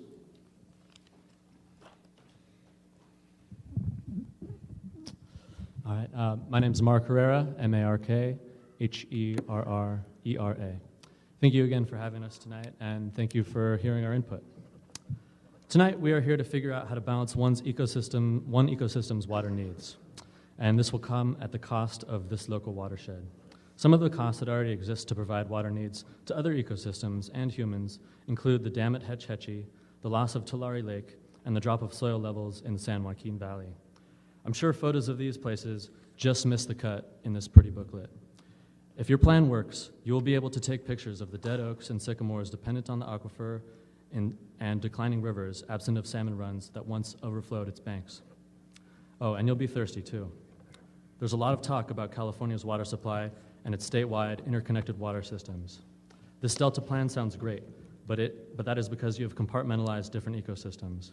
I want nothing more than a healthy Delta ecosystem, but not at the cost of the one we live in here. Your booklet says, for decades, California has been using more water than nature provides. So tonight, we are here to talk about exporting more water than is naturally exported. This does not make sense. I hope that you understand that all I want is all ecosystems to be healthy and viable. So I have one suggestion. If you want more water to flow through the Delta, water that would naturally be flowing through it, I suggest that instead of sucking it out from underneath us, start removing dams. Start tomorrow. It's no wonder that the natural ecosystem is off balance because of dams. Dams are not natural. Yes, beavers exist, and one might suggest that their dam is natural. Well, the only difference between us and a beaver is that a beaver knows when to stop. And I'm asking you to stop and stop the destruction that we have going on. Thank you. Thank you, Mr. Herrera. Okay, anyone else? Okay, ladies and gentlemen, thank you very much for... Oh, yes, sir, I'm sorry. Excuse me, I didn't see you over there. Could you get to that mic before you say something? James Townsend, Oroville, California, resident. Yes, a comment on a comment. You made a comment about water rights in Butte County. The transfer of water, my understanding of Butte County, county supervisors cannot transfer that water that they're allotted from the lake of Oroville. There are also a problem between, used to be... Complicated again, supervising... It used to be OWID, which is now South Feather River. Power and Electricity bought the water district in Yuba County. They were transferring water into Yuba County illegally. It was stopped. They own both water companies. They also own the ditches to the line of the county and the ditches on the other side, which are connected, which doesn't make any sense, but it is lawful. You cannot transfer water from Butte County. The only ones that can are federally funded and backed up by the state, which is called DWR, that gave rights for water in Butte County when they built the Lake Oroville, which is now considered a reservoir. And just to clarify that part, but backing up, one thing that I skipped, one of your comments were about raising hay. Hay has been attacked by, the Irrigated Land Regulatory Program, like I was saying, being squeezed. Maybe to explain to the rest of you, I imagine you do eat hamburgers on the 4th of July, at least if you do eat meat at all. A water line, a hand line, does not pay for itself in its lifetime. There's nothing much of a hand line, which is just a piece of aluminum pipe with a riser and a sprinkler on it to wear out, to sort of give you an idea. If you have a wheel line, that's easier to move. You got a larger piece of ground. If you're more productive, is more economically damaging to you as far as the cost, but it never pays for itself either. You've all seen pivots coming into our state too, which used to never exist in California. And I've worked in Nevada, Idaho, Montana, Wyoming, managing ranches for large corporations, okay? Those are such an upkeep that they are devastating. And so we're back to the irrigated land regulatory program that you stated about raising hay. You're not outlawing the raising of hay. I did. But I was trying to answer the question of why not apply the rule that they're not using the water beneficially, suggested by one of the people. Right. And I said, there is a long history of legal questions about whether or not you can say you have to use the water for the highest possible use. And the courts have generally said, as I understand it, that as long as it's beneficial use, you can use it. The more clear is, if you're using your water in a way that damages someone else, then the courts tend to step in. But if you have particularly a riparian right to use water from a stream that you're adjacent to, if you're using it beneficially, nobody's yet proposed to step in and change that I've ever heard. Yes, they now, are. some people have advocated it, but I don't know of no regulatory agency that's... They have, and there's so many regulations that are coming in from different organizations that it's unbelievable. Right here in Butte County on the Feather River, fishing there, I've seen all kinds of pumps removed that used to irrigate those dairies that existed that turned into and that's because orchards. They probably did not have the right permits. Yes, they have water rights, and those water rights were revoked because you have other waters that are more permittable to use, which cannot get across Highway 70. So it's impossible. So when you get into the water, like I'm trying to explain to you, being squeezed from more directions than you understand. My wife's cousin, Mr. Hare, when your first meeting was, you had a cost regulatory to the cost effect of using the water more correctly and less squandering the water or letting the water run off into a dry ditch. The fact of it is, that's the third richest cotton grower in the United States. He was here in California. 68% when we met last year, I believe it's at the inn over here off of 70 or 99, pardon me, and Mangrove.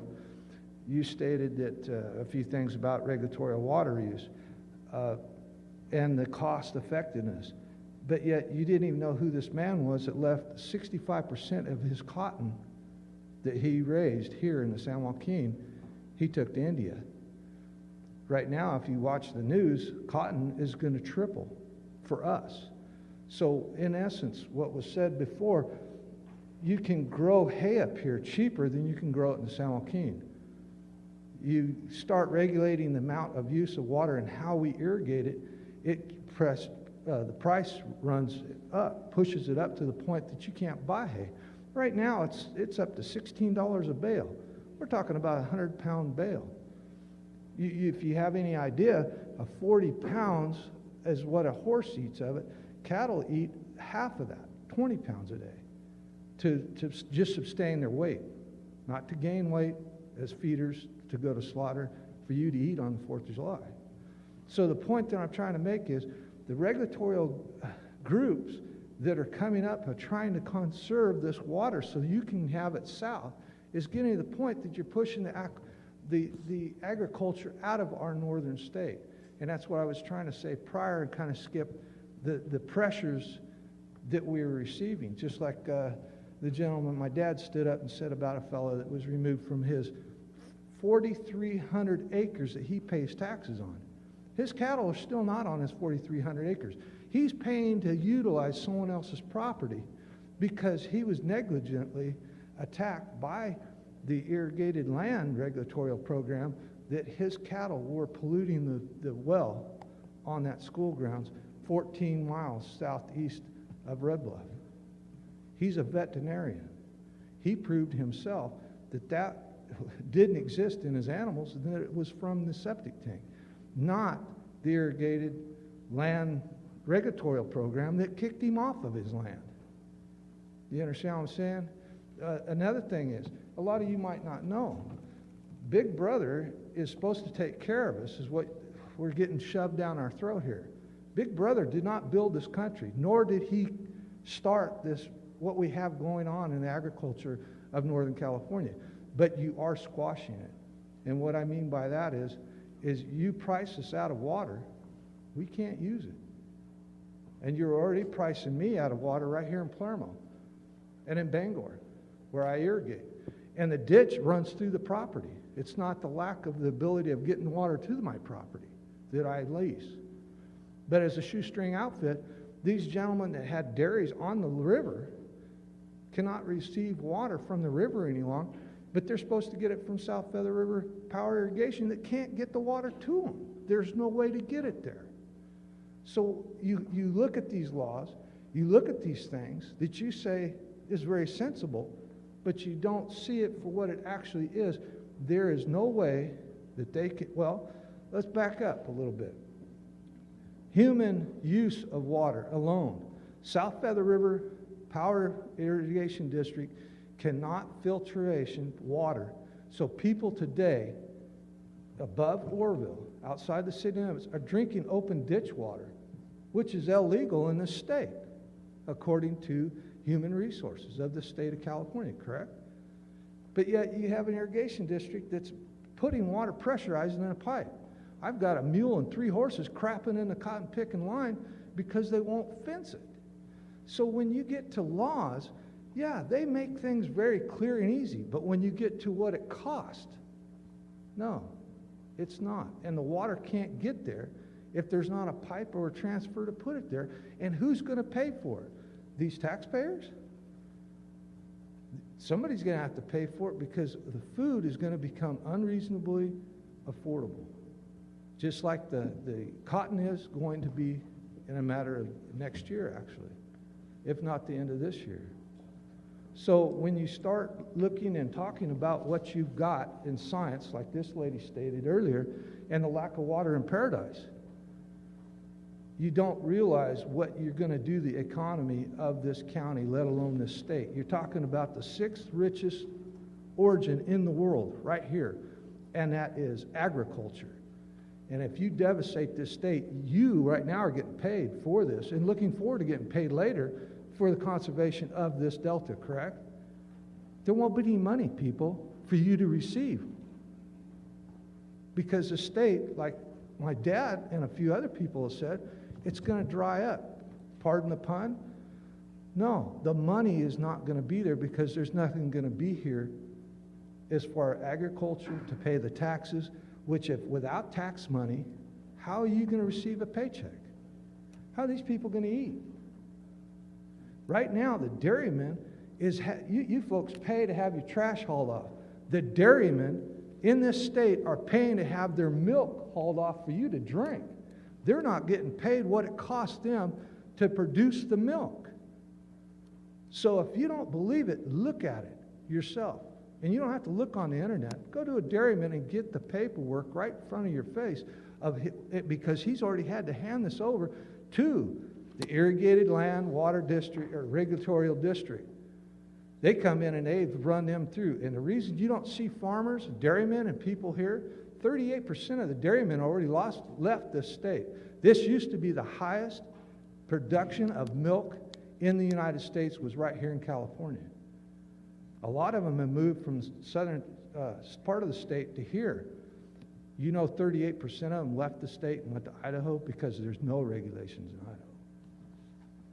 We are not the highest producing milk state in the United States of America any longer. And that is because what you're talking about and the diversion and transferring of this water has already happened. So the point that I'm trying to get is you're working yourself out of a job, just like the forestry did, running the cattle out of Butte County and Plumas County forest. Those men didn't realize they were working themselves out of a job. You don't need somebody up there running around in empty woods. Their jobs are done away with. So please, don't take our economy and crash it. And don't take our economic and our ecosystem and smash it, just like it's been said over and over.